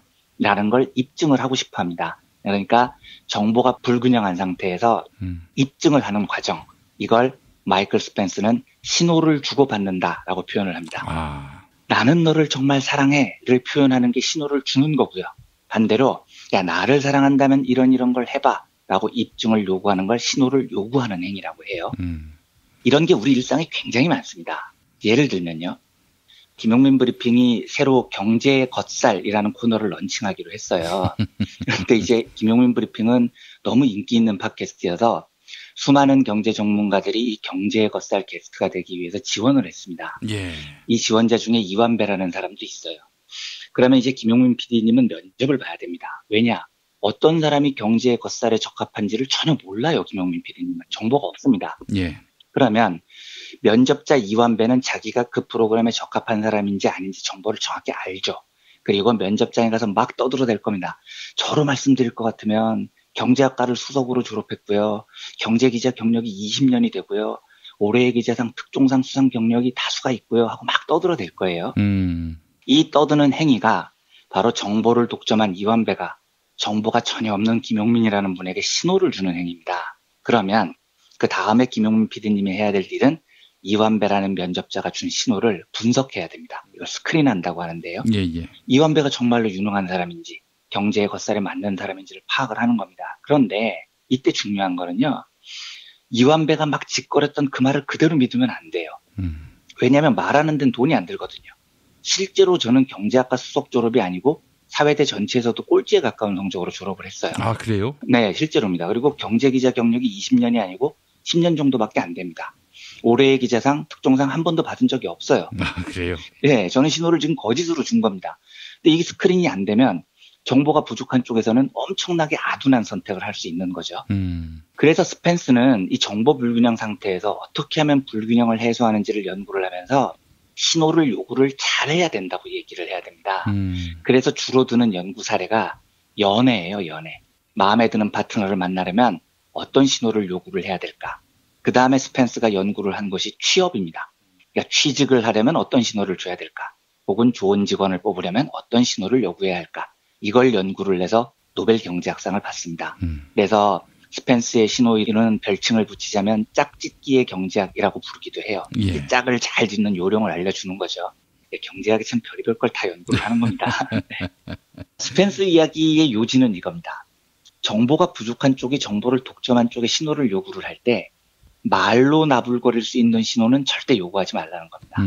이걸 말로 나불거릴 수 있는 신호를 치프 토크, 그러니까 값싼 말이라고 스펜스는 표현을 하는데 이 치프 토크는 아무짝에도 쓸모가 없다는 거죠. 반대로 그러면 뭘 요구를 하느냐? 값비싼 혹은 가치 있는 신호를 요구를 하라고 하는데 이걸 영어로 costly signal이라고 합니다. 그러니까 희생이 필요한, 비용이 필요한 신호를 요구하라고 가르칩니다. 예. 예를 들어서 김용민 PD님이 경제의 겉살 게스트를 뽑을 때 이완배 면접자를 앞에 두고 당신이 뭘 잘하는지 설명해 보세요. 이렇게 물으면 아무 소용이 없다는 거예요. 왜냐하면 그 질문에 대해서 이완배는 말로 다 나불거릴 겁니다. 제가 이래봬도 대학 때 경제학 천재 소리 들었고요. 뭐 이런 식으로요. 말로 떠드는 신호는 아무나 할 수 있는 거예요. 들으나 마나한 신호죠, 이거는요. 예. 그래서 신호를 요구를 할 때는 상대가 희생을 해야 하는 신호를 요구를 해야 됩니다. 예를 들면, 야, 너 대학교 성적표 좀 가져와 봐라. 이러는 겁니다. 예. 이러면 실제 제 성적표에는 F가 한 30개쯤 있거든요. 예. 그러니까 이 성적표를 제출하면 대학 때 공부를 잘했던 거짓이 들통이 나겠죠. 그렇다면 이완배는 경제의 겉살에 합격하기 위해서는 대학 때 공부를 열심히 해야 됩니다. 자기를 희생해야 돼요. 시간을 들여야 되죠. 이런 식으로 제대로 된 신호, 시그널을 받기 위해서는 상대가 입만 나불거릴 수 있는 신호가 아니라 상대가 돈을 쓰고 시간을 쓰고 희생을 해야 되는 그런 신호를 요구해야 됩니다. 연애할 때도 마찬가지예요. 죽도록 사랑하는 이성이 있어요. 근데 이걸 어떻게 확인을 합니까? 제일 바보 같은 짓이 뭐냐면 자기 나 사랑해? 이렇게 묻는 겁니다. 이건 아무 신호가 안 돼요. 왜냐하면 상대가 사랑해, 사랑하지, 사랑한다니까 이렇게 말할 수 있거든요. 아무 부담 없이 이렇게 얘기를 할 수 있습니다. 그런데 그 말이 진정성이 있다고 어떻게 믿겠습니까? 이런 비용이 안 드는 시그널을 요구해서는 안 됩니다. 그러면 어떤 걸 요구해야 되느냐? 날 사랑한다면 뭐를 해줘 라고 요구하는 겁니다. 예. 그러면 상대는 그 뭐를 해야 돼요. 사랑한다면요. 그래서 희생을 함으로써 자기가 상대를 얼마나 사랑하는지를 전달을 하는 겁니다. 그리고 그 희생 여부에 따라서 정보를 독점한 쪽의 사랑이 진심인지 아닌지를 정보가 없는 쪽이 파악을 할 수 있는 거죠. 마이클 스펜스는 반대로요. 그렇다면 내가 정말로 당신을 사랑해요. 나는 이 직장에 정말 취직하고 싶어요. 이걸 입증해야 하는 쪽, 즉 정보를 독점한 쪽에서는 상대방에게 어떤 신호를 줘야 효율적으로 전달을 하는지에 대해서 이렇게 조언을 합니다. 비용이 들더라도요. 값비싼 비용이 드는 신호를 과감하게 보내라. 이게 신호 이론의 핵심이에요. 예를 들어서 돈이 많은 걸 과시해서 이성을 꼬시려는 골빈놈이 있다고 치겠습니다. 그런데 이 골빈놈이 마음에 드는 이성을 만났어요. 골빈놈이 주고 싶은 시그널은 내가 돈이 많으니까 나랑 사귀자 이겁니다. 그러면 이 시그널을 어떻게 전달을 해야 되느냐? 가서 말로 야, 나 돈 무지하게 많아. 우리 아버지가 재벌이야. 이렇게 나불거리는 건 소용이 없다는 거예요. 예. 거기에 속는 사람이 바보죠. 제가 이 골빈놈이 좋다는 게 아니고 신호이론에 따르면 그렇다는 겁니다. 신호이론에 따르면요. 신호이론에 따르면 이 골빈놈이 자기 목적을 달성하려면 해야 되는 일은 돈이 많이 들더라도 과감하게 신호를 보내야 됩니다. 그러니까 데이트를 할 때마다 돈을 엄청 질러야 돼요. 명품 선물도 한 다발씩 하고요. 예. 그런 희생이 있어야 내가 돈이 많은 놈이다라는 신호가 충분히 전달이 된다는 겁니다. 다시 말씀드리지만 저는 이 골빈놈의 행동이 전혀 옳다고 생각을 안 합니다. 실제로 역사적으로 이런 일들이 굉장히 많아요. 예를 들면 마야인들 같은 경우는 전통적으로 피의 재래 의식을 올립니다. 그래서 팔을 그어서 피를 철철 흘려서 피를 신에게 바치는 의식을 하는데요. 예. 이 의식에 참가하는 사람들이 전부 귀족들이나 권력자들이에요.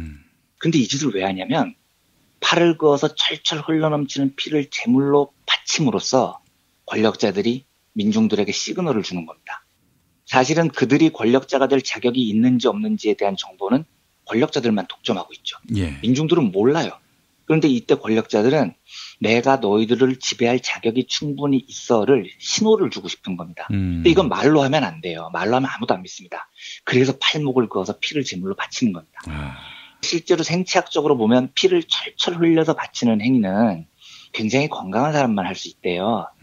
그래서 마야인들 기록을 보면 피를 제물로 바치다가 기절하는 사람도 많이 나옵니다. 그러면 이 기절하는 사람은 권력자에서 아웃이 돼버려요. 그러니까 내 피를 철철 넘치게 바치는 희생을 함으로써 그걸 감당할 수 있다는 능력을 보여주는 거죠. 예. 그리고 지배자들은 자격이 있음을 시그널로 보여주게 됩니다. 그러니까 스펜스 이야기대로 마야 지배자들은 알고 있었던 거죠. 시그널을 주려면 과감하고 강력한 시그널을 줘라. 비용이 들어도요. 이런 이야기인 겁니다. 잠깐 정리를 해보겠습니다. 다시요. 예, 예. 정보를 갖고 있는 사람이 정보를 갖고 있지 않는 사람에게 자기를 어필하기 위해서 상대를 유혹하기 위해서 정보를 주는 행위를 신호를 준다라고 표현을 합니다. 그리고 그 유혹을 위한 신호를 줄 때 가장 유용한 방법은 말이 아니라 자기를 희생하는 것, 코스틀리 시그널을 주는 겁니다. 그리고 그 희생이 강하면 강할수록 상대는 자기를 더 믿게 됩니다. 날 사랑해? 그렇다면 3층에서 뛰어내려. 이때 3층에서 뛰어내리면 사랑이 강하게 입증이 된다는 거죠. 그러면 엊그저께 있었던 충격적인 일을 복기를 다시 한번 해보겠습니다. 예. 145대 145였나요? 진짜 그 깻잎 2장 차이로 김희수의 헌재소장 후보자가 낙마를 했는데요. 예. 안철수 국민의당 대표가 주도를 했고요. 그런데 상식적으로는 완전히 이해가 안 되죠. 호남 출신의 김희수 재판관을 부결시키고 안철수 씨는 어떻게 자기의 정치적 본토인 호남에서 지지를 구할 수 있겠느냐는 상식적인 문제 제기가 너무 많이 쏟아집니다. 그래서 많은 사람들은 이걸 보고 안철수는 역시 빠가였어. 진짜 멍청해. 이렇게 말을 합니다. 예. 근데 물론 그럴 수 있을 것 같아요. 근데 저는 신호이론에 기반해서 조금 다른 각도에서 보려고 합니다. 예. 물론 이제 안철수 대표가 멍청이다. 이럴 가능성도 있다는 걸 전제하고 말씀드리는 겁니다. 그런데 만에 하나 안철수 대표가 멍청이가 아니라면은요. 지금 그 선택이 호남 민심과 진보 시민들의 마음을 얼마나 찢어놓을지를 알고 한 행위라면 지금 안철수 대표는 엄청난 크기의 시그널을 준 거예요. 왜냐하면 이건 말로 나불거리는 시그널이 아니었거든요. 예. 엄청난 희생을 각오한 시그널입니다. 이번 부결로 호남에서는 국민의당과 안철수 대표는 회복하기 어려운 타격을 받을 겁니다. 진보 시민들로부터도 마찬가지일 거예요. 아마 국민의당이 다음 선거를 하면 본토라고 생각했던 호남에서는 그나마 남아있는 지지율도 박살이 날 가능성이 높아 보이는데요. 보수표만 받아야 돼요, 한마디로. 그렇죠. 예, 그러니까 지금 이건 비교를 하자면 누군가가 야, 나를 사랑한다면 10층에서 뛰어내려 했는데 진짜 10층에서 뛰어내린 겁니다. 자기 온몸을 불사르는 시그널을 엄청난 걸 내주고 지금 10층에서 뛰어내렸어요. 예. 그런데 궁금증은요.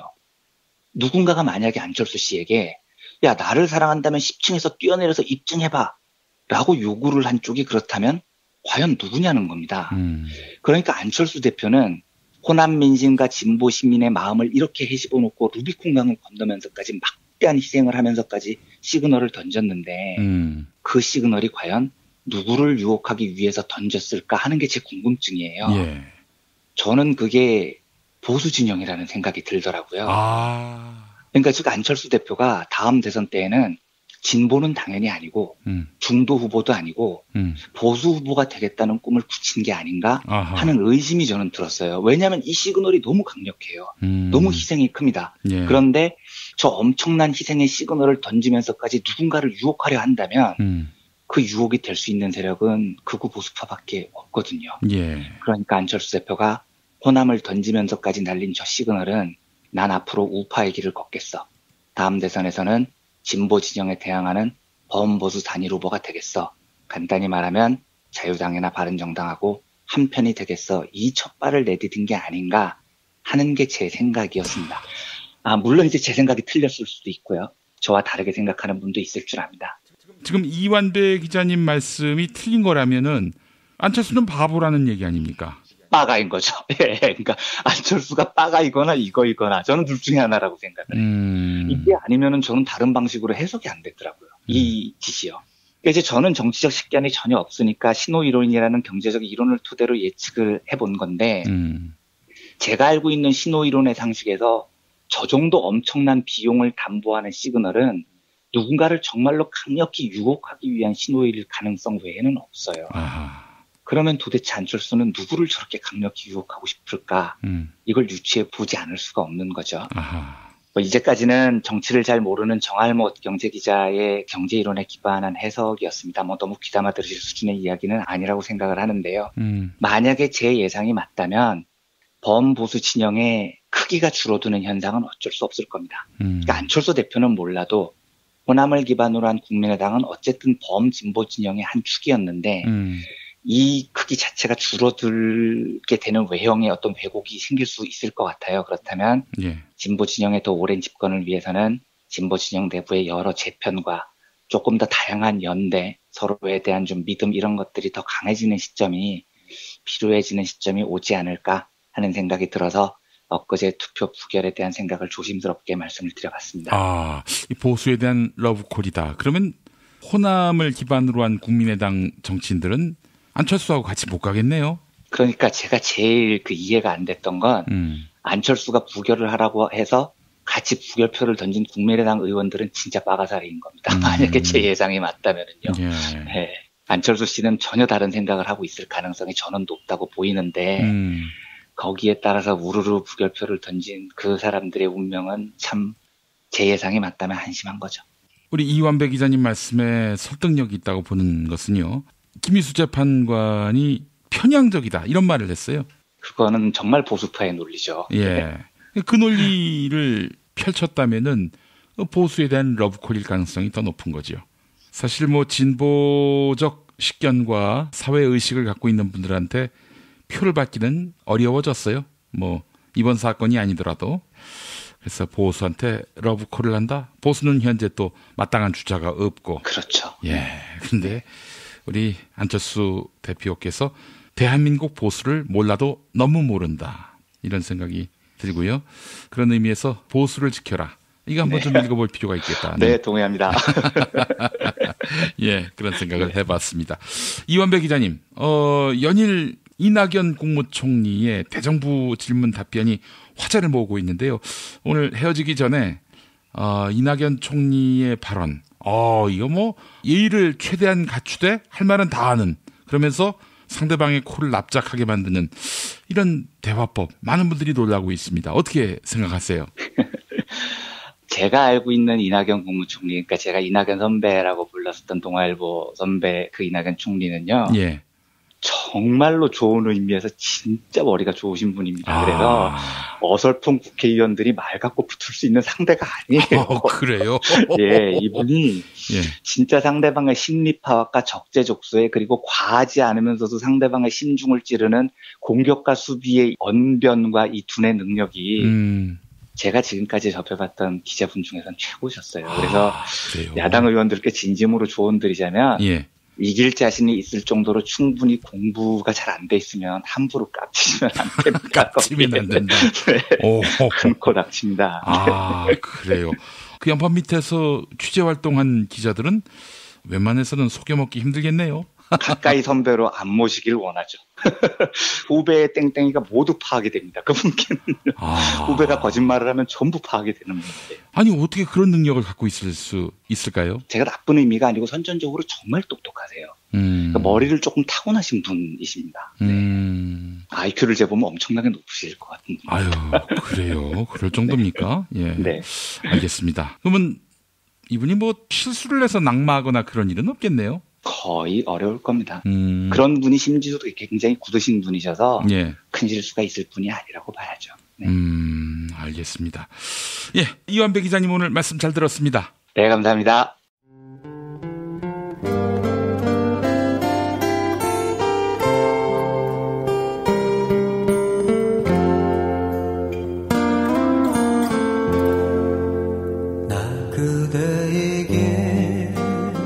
뜨거운 여름이 가고 어느새 찬바람이 옆구리를 스치면 왠지 뜸해졌던 그리운 친구 생각나시죠? 몇 년 만에 만나도 바로 어제 본 것 같은, 말 안 해도 내 마음 누구보다 잘 알아주던 속 깊고 다정한 친구 다 있잖아요. 마치 민중의 소리 같은? 이렇게 마음 맞는 친구랑 뜨거운 국물에 소주 한 잔이면 같이 할까요? 당신의 든든한 절친 민중의 소리가 오늘도 당신을 응원합니다.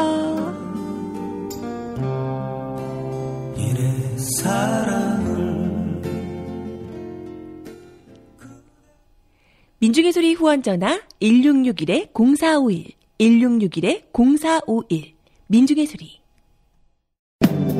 진실은 반드시 밝혀진다고. 무엇이 진실입니까? 대통령이라고 하는 지위를 진실을 밝히지 않는 데에 역이용해서. 김보영 아나운서가 함께합니다.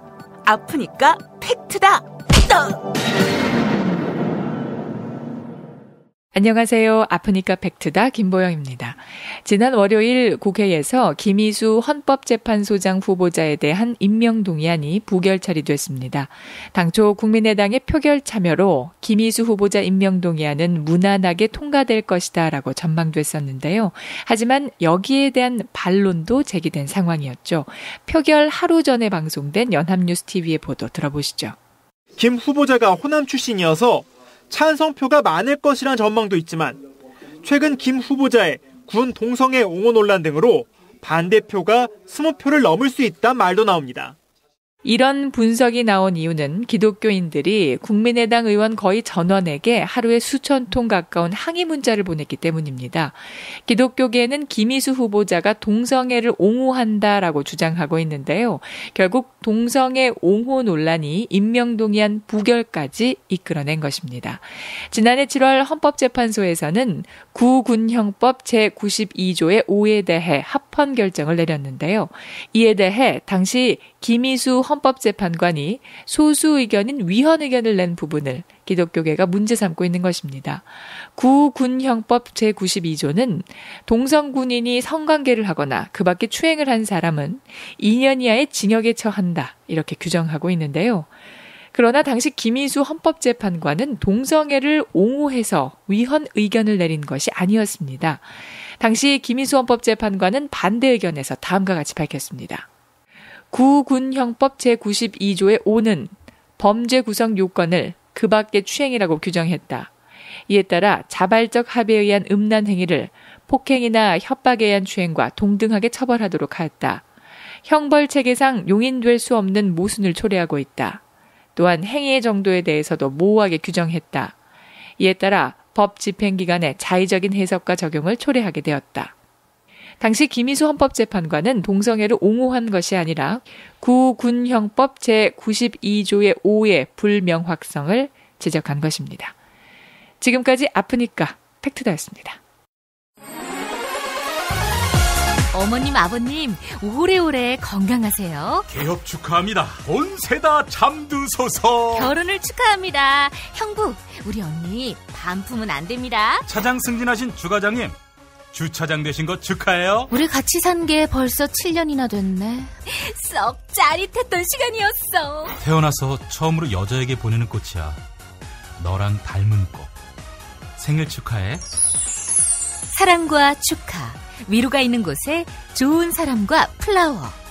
1566-0263 1566-0263입니다.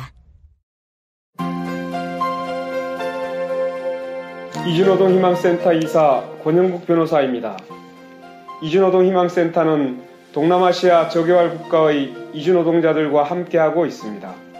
시골 오지 마을에 학교를 만들고 마을 주민들이 공동체를 이루어 운영하도록 돕습니다.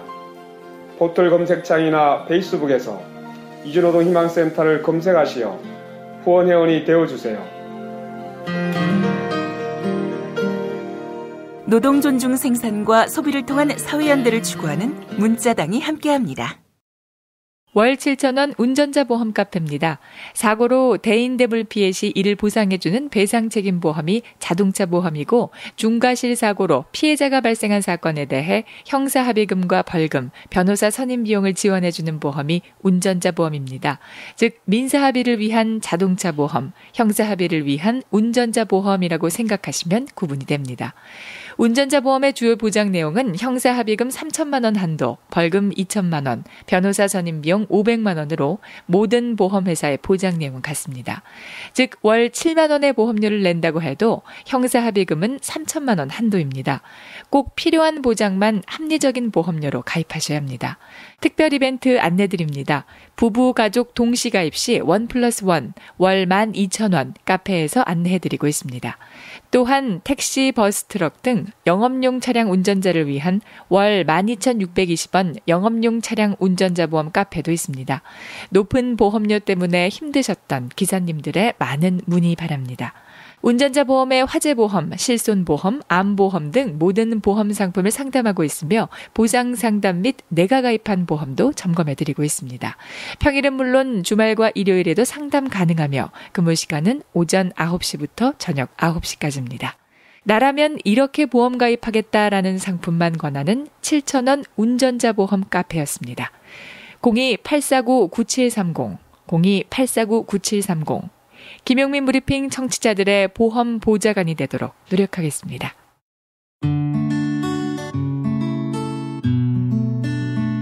당신과 내가 좋은 나라에서 그 정의로운 나라 그곳에 산다면 난 그냥 좋아서 웃기만 할 거예요.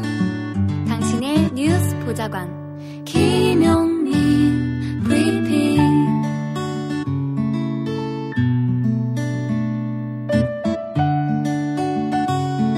대한민국 뉴스 브리핑의 선두주자 김용민 브리핑. 계속해서 김보영 아나운서가 오늘의 날씨를 전해드립니다. 날씨를 전해드리겠습니다. 오늘도 쾌청한 하늘이 계속되겠습니다. 다만 아침에는 내륙 많은 곳에 안개가 끼겠습니다. 또한 서해안을 중심으로 바람이 다소 강하게 불겠습니다. 낮부터는 미세먼지 농도가 보통을 보이겠고요. 자외선 지수만 조금 높겠습니다. 낮 기온은 서울 26도, 대전 26도, 대구 28도, 부산은 29도로 예상됩니다. 한편 제18호 태풍 탈림이 북상하고 있는데요. 태풍은 금요일쯤 중국 상해 부근까지 올라온 뒤 일본으로 방향을 틀겠습니다. 여기는 대한민국 브리핑 1번지 김용민 브리핑입니다.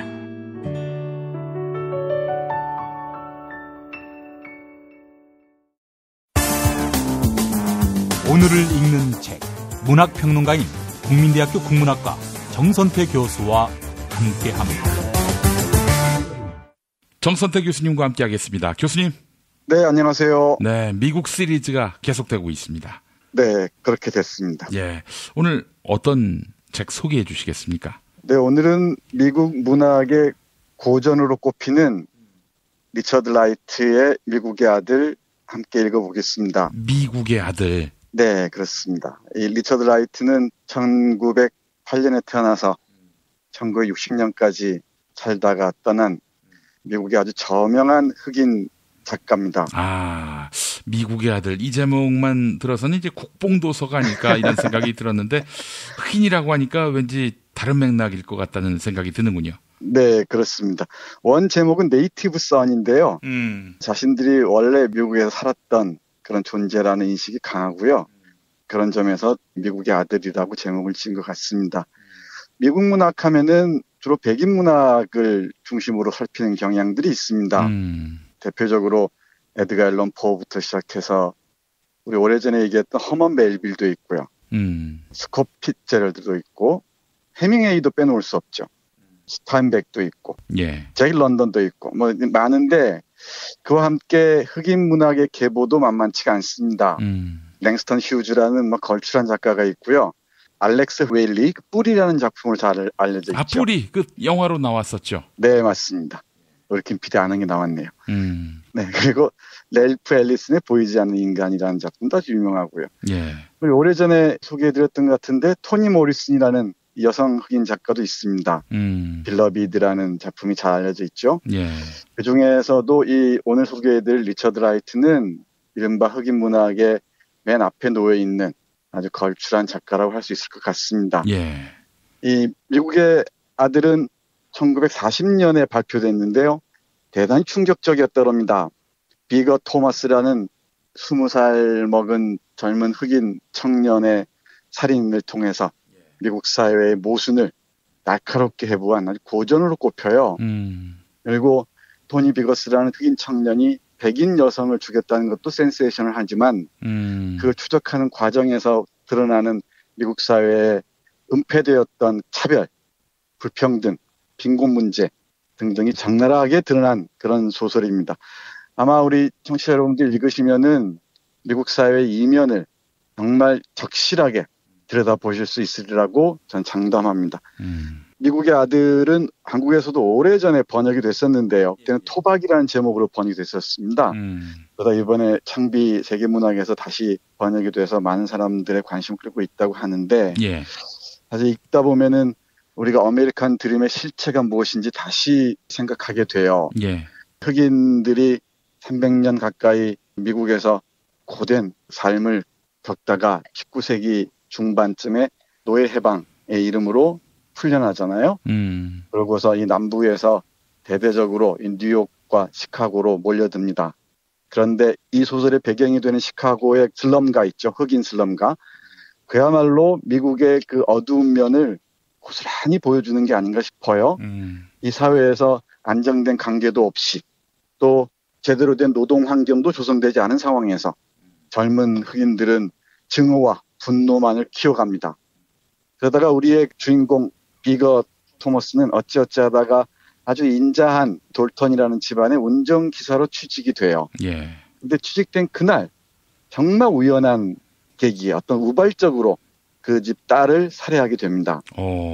이건 스포일러가 있으니까 꼭 읽어보시기 바랍니다. 예. 그 과정에서 이제 경찰과 자경단에게 쫓기는 과정을 정말 리얼하게 그리고 있습니다. 예.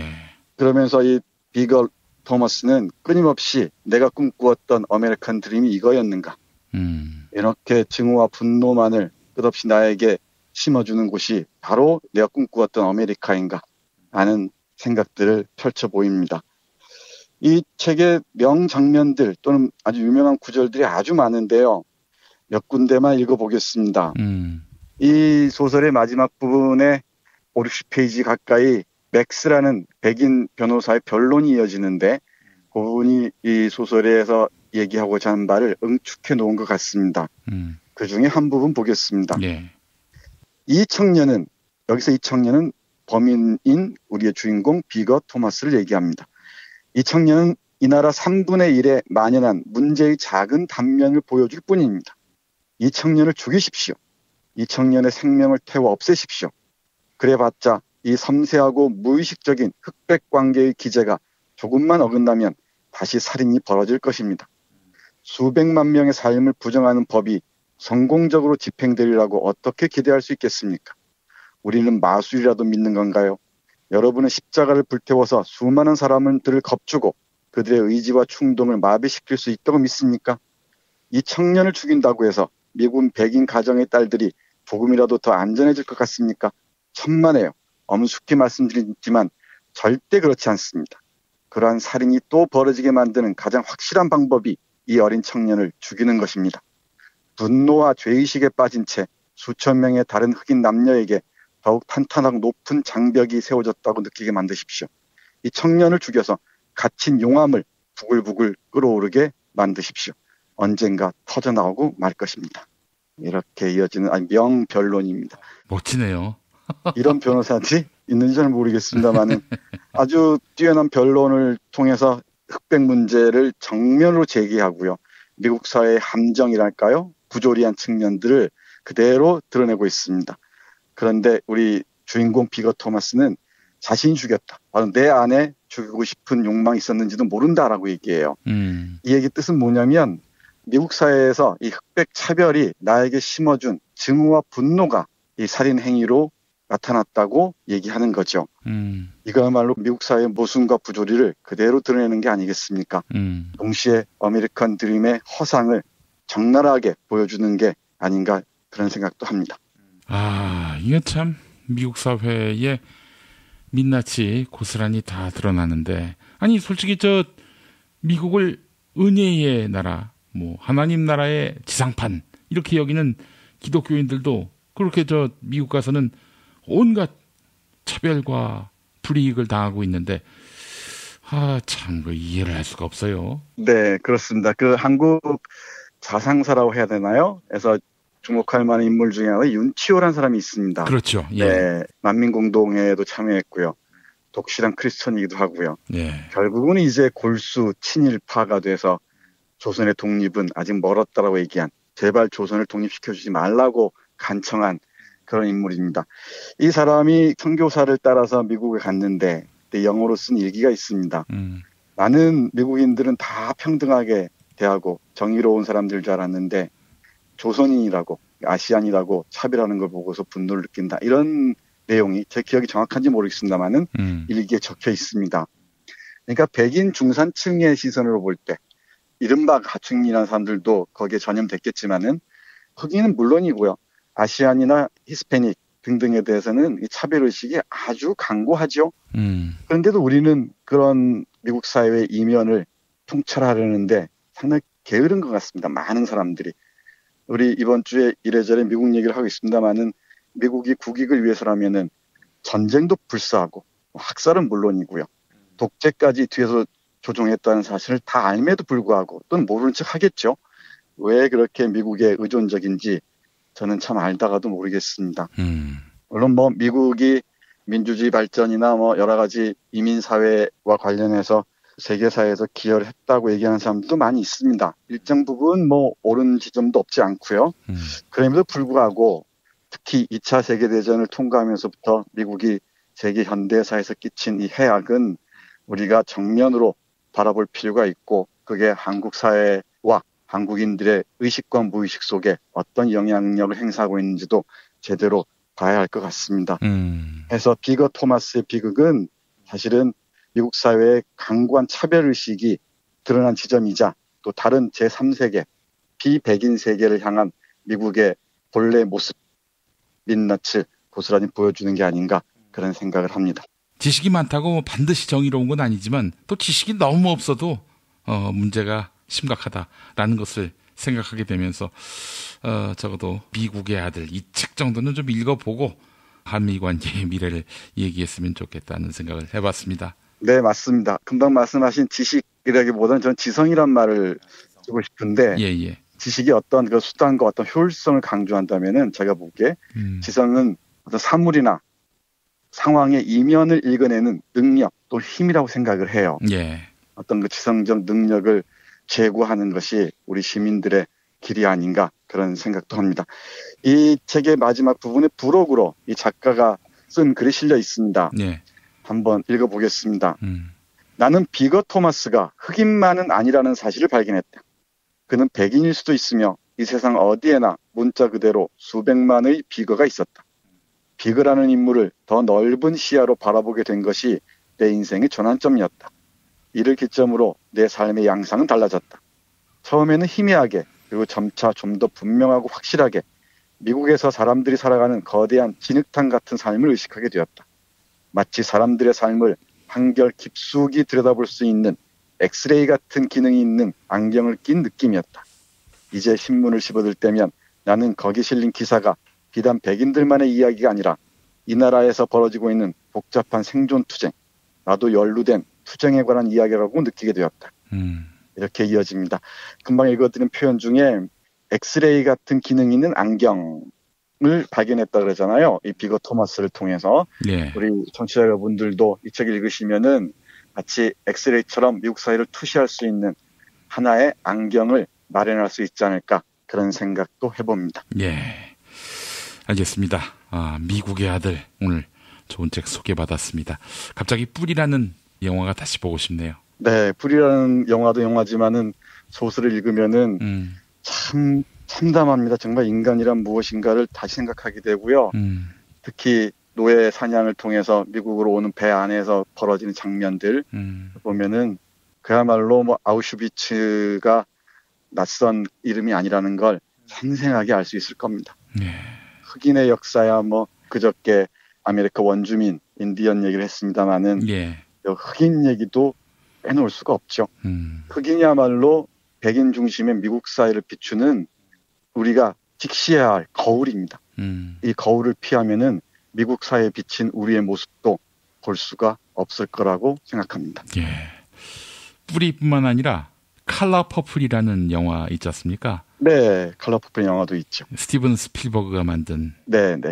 흑백 인종차별 문제와 그 갈등을 다룬 영화들은 아주 많고요.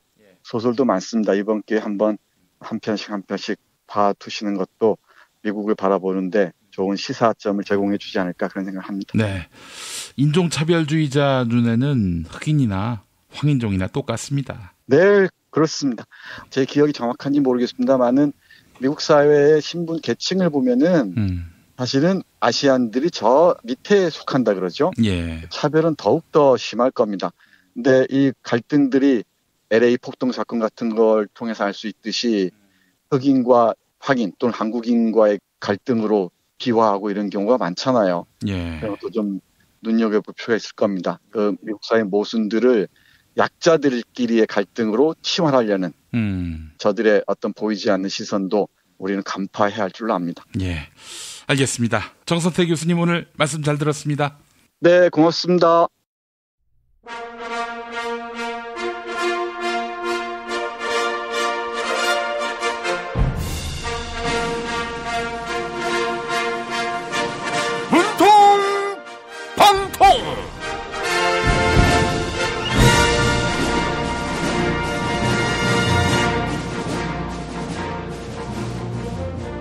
네, 오늘도 문과 안 나오셨습니다.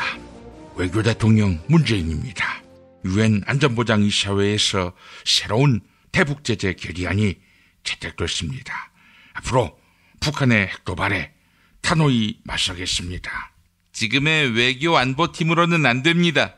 강경화 외교부 장관을 비롯해서 미국, 중국, 일본, 러시아의 한국 대사 모두 교체해야 합니다. 외교 전문가가 아닙니다. 그 유엔에서 롤모델로 꼽히고 있는 강경화 장관이 전문가가 아니라고요. 정말 지나던 개가 웃을 노릇입니다. 웃어요? 다들 제 아재 개그를 좋아합니다. 오늘 회식에는 회를 먹어야겠습니다. 재밌지요? 아이고, 우리 안 대표님 개그는 정말 선량합니다. 날씨도 살살해지는데 전창걸의 새싹 땅콩차 한 잔 드셔보는 것이 어떨까요? 100% 국내산 땅콩 원두를 어떠한 첨가제 없이 직접 재배한다고 하는데요. 이번 달 말일까지 한가위 이벤트도 진행한다고 합니다.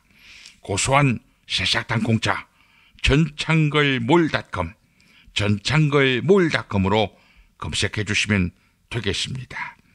안 대표님, 전창걸의 새싹 땅콩차 드시고 5째 한번 가져보는 거 어떨까요? 새싹 땅콩차.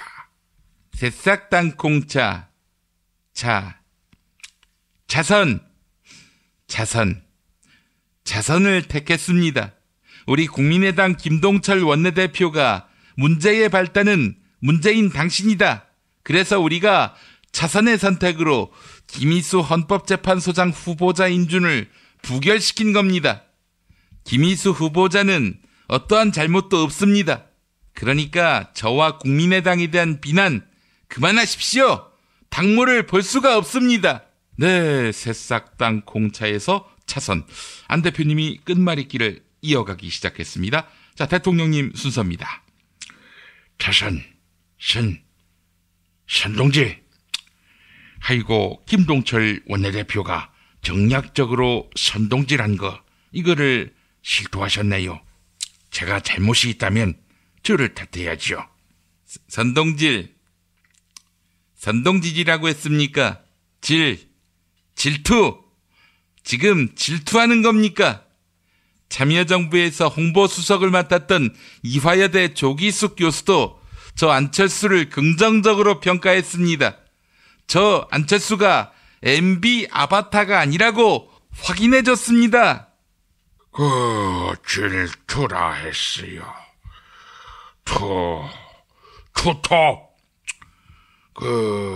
안 대표, 조기숙 교수 페이스북을 제대로 못 본 것 같아요.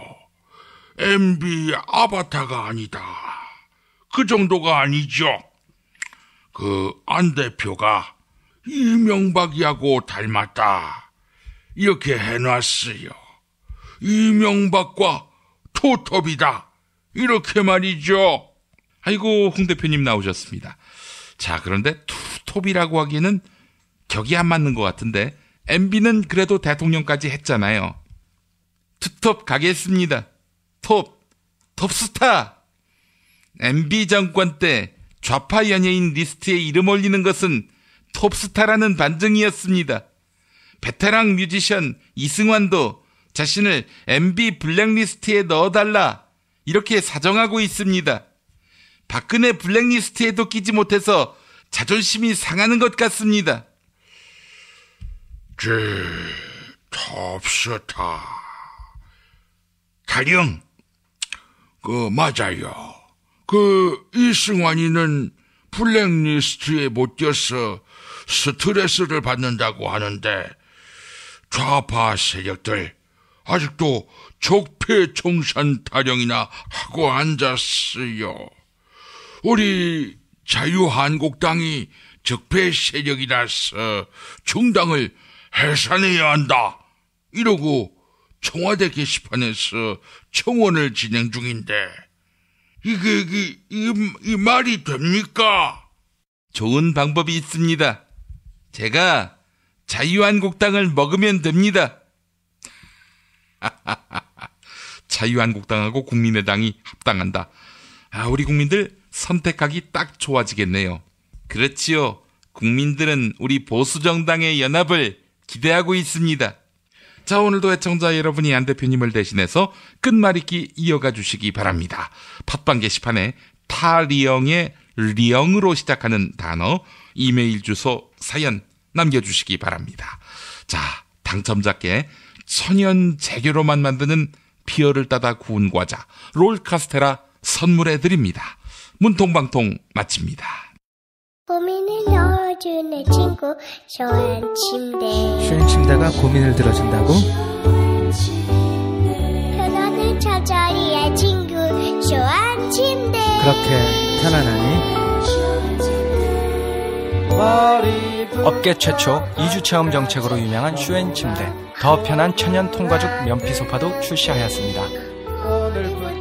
전시 체험장으로 오세요. 더 많은 혜택이 기다립니다. 어디에 있다고? 딴지마켓에 있네.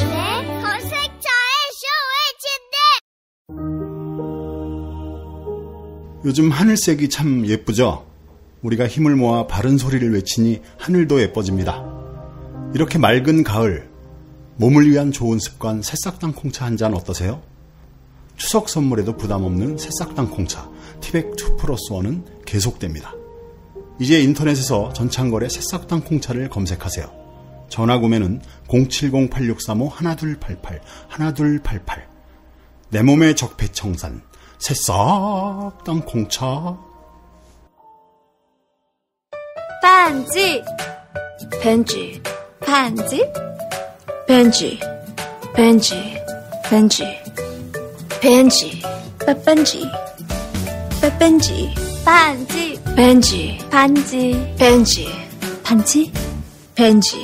오빠 나랑 무슨 게임 할 거예요? 벤지 빤빤지. 오빠는 마법사 업데이트. 운전자를 위한 꿀팁 7,000원 운전자 보험 카페. 알고 계세요? 교통사고가 나면 형사합의금, 벌금, 변호사 비용 이거 자동차 보험에서는 보장 못해요. 운전자 상해까지도 책임져드리는 7,000원 운전자 보험 카페. 버스, 택시, 트럭 등 영업용 차량 운전자를 위한 12,500원 운전자 보험 카페도 있습니다. 실손, 부모님 건강, 자녀 보험도 안내해드립니다. 02849-9730 연중 무휴라 언제든 02849-9730. 지금부터 KBS 성우극회에서 야심차게 준비한 대한민국 정치 다큐멘터리 드라마의 맥을 잇는 듣는 드라마 특별 기획을 보내드립니다. 그 사람을 제대로 알기 위해서는 그 식구를 보라고 했습니다. 저는 제가 아주 존경하는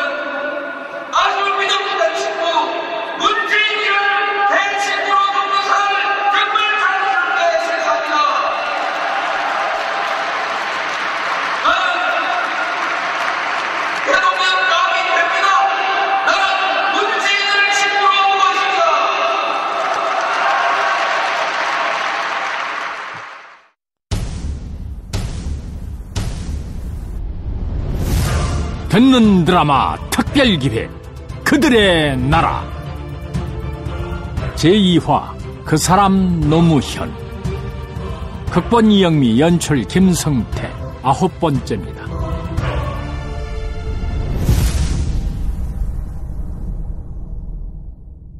(1978년 5월) 노무현은 변호사 개업을 했다. 초기에는 사법서사들이 주로 하던 부동산 등기 업무에도 손을 댔고 이후에는 조세 사건을 주로 맡으면서 돈과 명성을 쌓아가게 된다. 아이고, 오늘도 대만은갑다.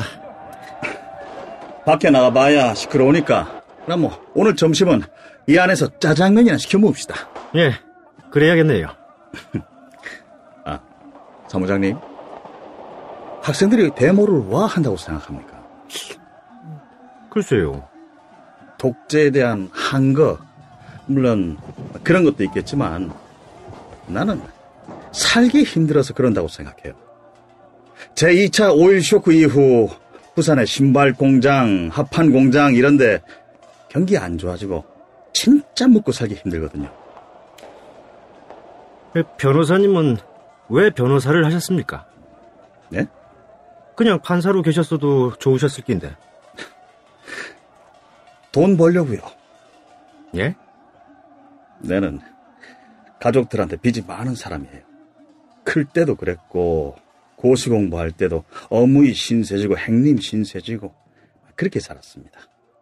내라도 잘 돼가 가족들한테 좀 힘이 돼주고 싶어요. 판사 월급 갖고 어렵습니까? 밥은 먹고 살겠지. 내도 남들처럼 땅도 좀 사서 노후 대책도 좀 하고 별장도 좀 사고 나 솔직히 돈 많이 벌고 싶어요. 실례합니다. 아유, 예, 어서 오십시오. 저 사무장님. 예, 어서 오십시오. 여 앉으십시오. 차 커피 드릴까요? 예. 자, 여기. 남편이 사기죄로. 우리 변호사님이 그런 사건 전문 변호사십니다. 남편분이 지금 구속돼 있습니까? 구치소에 있습니다. 어떤 사건입니까?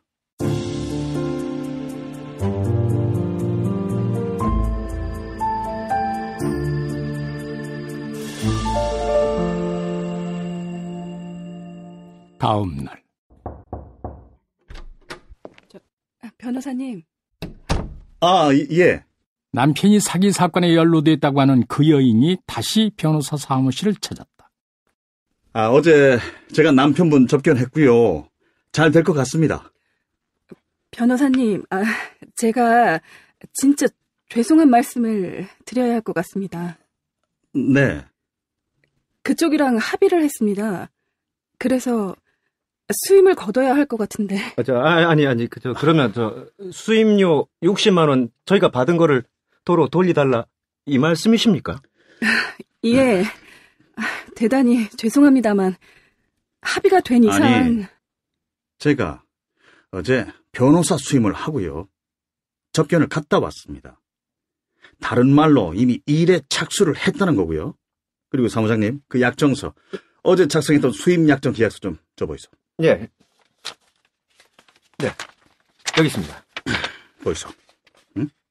이래. 계약서 작성도 했고요. 더군다나 이미 접견을 했습니다. 이래 된 이상 수임료 반환을 할 수가 없게 돼 있습니다. 저쪽이랑 합의를 했는데도요? 예. 그래서 이제 변호사님이 특별히 하실 일이 없는데도요? 예. 제가 알아보니까 이런 사건은 합의만 하면 법정으로 안 가도 된다고 하던데 맞습니까? 맞습니다. 그러면 잘 아시면서 어제 말씀 안 해주신 거네요? 어떻게든 수임을 해서 돈을 벌 목적으로? 솔직히 아니라고는 못 하겠습니다. 아주머니 무슨 말씀? 알겠습니다. 그러면 제가 한 가지만 물을게요. 본래 변호사들은 그렇게 해서 먹고 삽니까? 본래 변호사들은 그렇게 해서 먹고 삽니까? 이 말은 화살이 돼서 내 가슴에 그대로 꽂혔고 수십 년 동안 내게 고통을 주었습니다. 나는 어떤 변호사인가? 나는 어떤 변호사가 될 것인가? 나는 어떤 인간이 될 것인가?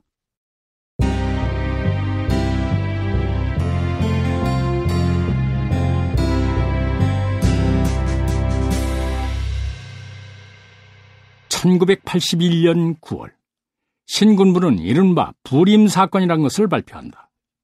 부림사건은 부산의 항림사건이란 뜻에서 붙여진 명칭이다. 이 사건은 변호사 노무현, 아니 인간 노무현에게 인생의 전환점이 되는 사건이다. 공안당국은 반국가단체를 만들어 정부 전복을 획책했다는 혐의로 부산 지역 지식인과 교사 대학생 22명을 구속했습니다. 그런데 이들이 실제로 한 일은 사회과학 책을 읽는 독서 모임을 하면서 자기들끼리 정부를 비판한 것이 전부였습니다. 노 변호사는 요즘 어찌 지내나? 세월 좋다 하는 소리가 들리던데. 아유, 세월이 좋기는요. 아닙니다. 세금하고 관련된 사건 많이 해가 돈도 꽤 벌었다 하던데. 노무현과 마주 앉은 이 인물은 김광일이다. 대구지방법원 판사 출신으로 부산에서 지속적으로 인권운동을 해온 변호사 김광일.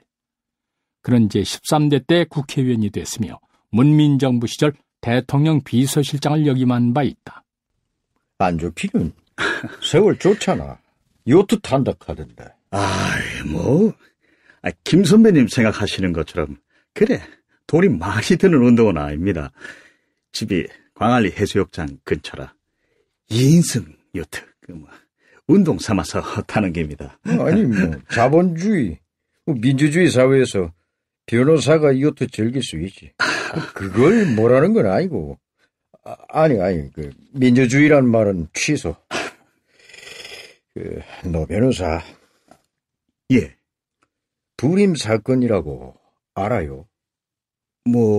대충은. 전두아이가 쿠데타로 정권을 잡았으니 정통성이 없잖아요. 통치 기반도 약하고. 예. 그래가 일으킨 사건이라고. 지 통치 기반 확립하려고 애먼 사람들 잡아다가 절에 족치는 게 부림 사건인데. 예. 그 부림 사건으로 구속된 사람들은 대부분 이흥록 선배가 만든 부산 양서조합 회원들입니다. 그냥 좋은 책 읽고 사회 비판 좀 했다가 쥐도 새도 모르게 잡히가 고문 받고. 네. 저게 4.19 혁명에 도화선이 된 게 누구요? 김주열 열사지요. 압니다. 3.15 부정선거를 규탄하는 시위에 참가했다가 실종됐잖아요. 그러다가 한 달 후에 마산 앞바다의 시체로 떠올랐다고. 눈에 최루탄이 박힌 채. 네. 근데 그 잡히간 학생의 어머니 한 사람이 김주열 열사처럼 어디 부산 앞바다에 아들 시체가 떠오를까 해서 영도 다리 밑에고 저기 어디 동네 산성 풀밭이고 뭐고 안 찾아다닌 데가 없답니다. 동네 산성 풀밭은 지도 새도 모르게 죽여놓고 끄다가 갖다 버리는가 해서. 네. 지금 내가 그 사람들 변호를 맡고 있는데 검사라는 새끼가 나까지 사건에 엮어 놓겠다. 그러네. 아니, 선배님을 부림 사건에요? 그래서 지금 손이 모자라. 그 죄 없는 학생들, 시민들, 그 사람들을 변호해줄 변호사가 없다고. 그러면 제가 한 가지만 물을게요. 본래 변호사들은 그렇게 해서 먹고 삽니까? 변호사가 없다 하면 제가 도와드리겠습니다. 그래주면 진짜 고맙고. 일단 내일 구치소 접견부터 한번 가보겠습니다.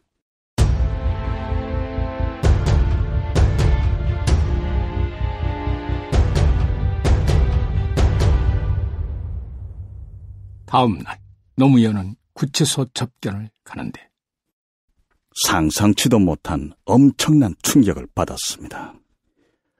몽둥이 찜질과 물고문을 얼마나 당했는지 온몸이 시퍼렇게 멍들고 발톱까지 새까맣게 죽어 있었습니다. 체포될 때 영장 없었습니까? 없었습니다. 아니, 영장 없이 이렇게 몇십일 동안 구금이 돼 있었단 말입니까? 예. 아니, 보니까 공부도 잘했던데 부모님들한테도 효자였고, 그냥 학교 잘 다니다가 졸업해가지고 취직했으면 얼마나 좋았겠어요. 자, 내가 도움이 될지는 모르겠는데 얘기를 한번 들어봅시다. 어떻게 잡혀온 겁니까? 예? 할 말 없어요. 아니, 왜요? 진짜 변호사님이 맞는지도 모르겠고 혹시 정보기관에서 나온 건 아닌지 아무튼 말하지 않겠습니다.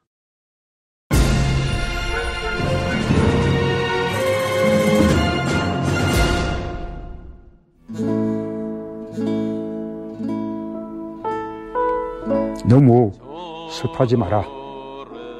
삶과 죽음이 모두 자연의 한 조각 아니겠는가. 미안해하지 마라. 누구도 원망하지 마라. 운명이다. 화장해라. 그리고 집 가까운 곳에 아주 작은 비석 하나만 남겨라. 오래된 생각이다. 비바람 맞고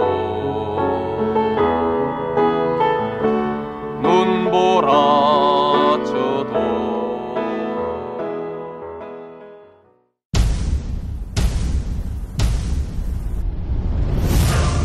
듣는 드라마 특별기획 그들의 나라 제2화 그 사람 노무현 이영미 극본 김성태 연출 9번째였습니다.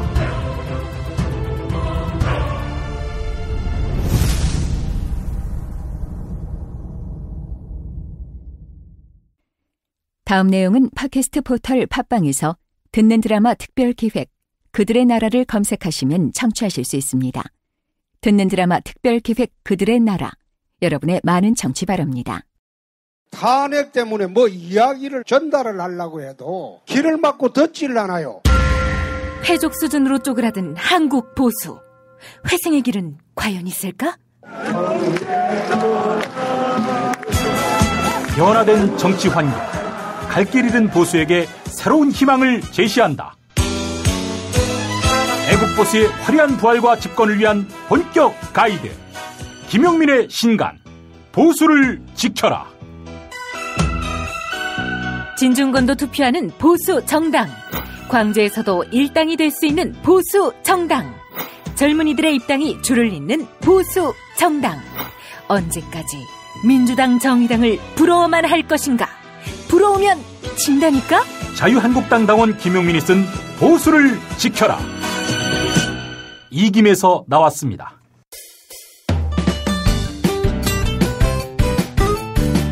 뉴스 포렌매기로 이어왔습니다.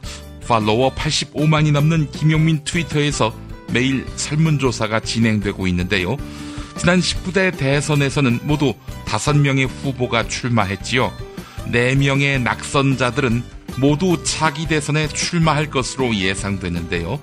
자유한국당 홍준표, 국민의당 안철수, 바른정당 유승민, 정의당 심상정 이렇게 4명입니다. 자, 이 4명 가운데 1명이 19대 대선에서 당선됐다. 이렇게 가정해 보겠습니다. 그렇다면 누가 당선됐을 때 박근혜 집권기보다 더 최악의 상황을 만들까? 네, 이런 얄궂은 질문을 설문조사로 진행해보았습니다. 오늘 새벽 2시 20분까지 모두 4,191분이 의견을 남겨주셨습니다. 시민 10명 가운데 7명, 71%는 국민의당 안철수 대표를 꼽았습니다. 자유한국당 홍준표 대표를 꼽은 시민들은 27%로 나타났고요.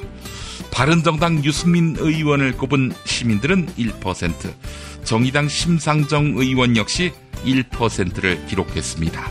설문조사에 참여해주신 여러분 감사합니다. 팟캐스트 포털 팟빵의 김용민 브리핑 게시판에 올라온 사연 소개하겠습니다. 바나나 머피님, 다음 카카오 대표는 정말 건방지기 짝이 없네요. 아, 이재용 씨를 말하는 것 같은데 지금은 대표가 아니지요. 자신들이 무슨 신성 불가침의 존재라고 생각하는가 봅니다. 이런 의견을 주셨습니다. 이완배 기자 말에 격하게 공감한다. 이런 말씀도 덧붙이셨고요. 얀님, 우리나라 포털 사이트들은 지난 9년 동안 보수 정권에 부역질을 했습니다. 라고 해주셨습니다. 우기군님, 인터넷 벤처가 국가에서 아무 도움을 안 받았나요? 인터넷망은 누가 깔고 서비스했나요?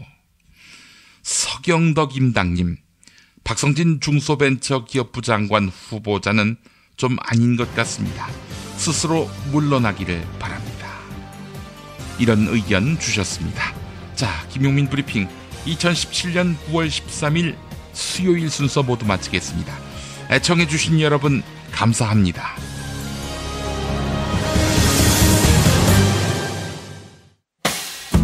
김용민 브리핑과 함께한 시간 어떠셨어요?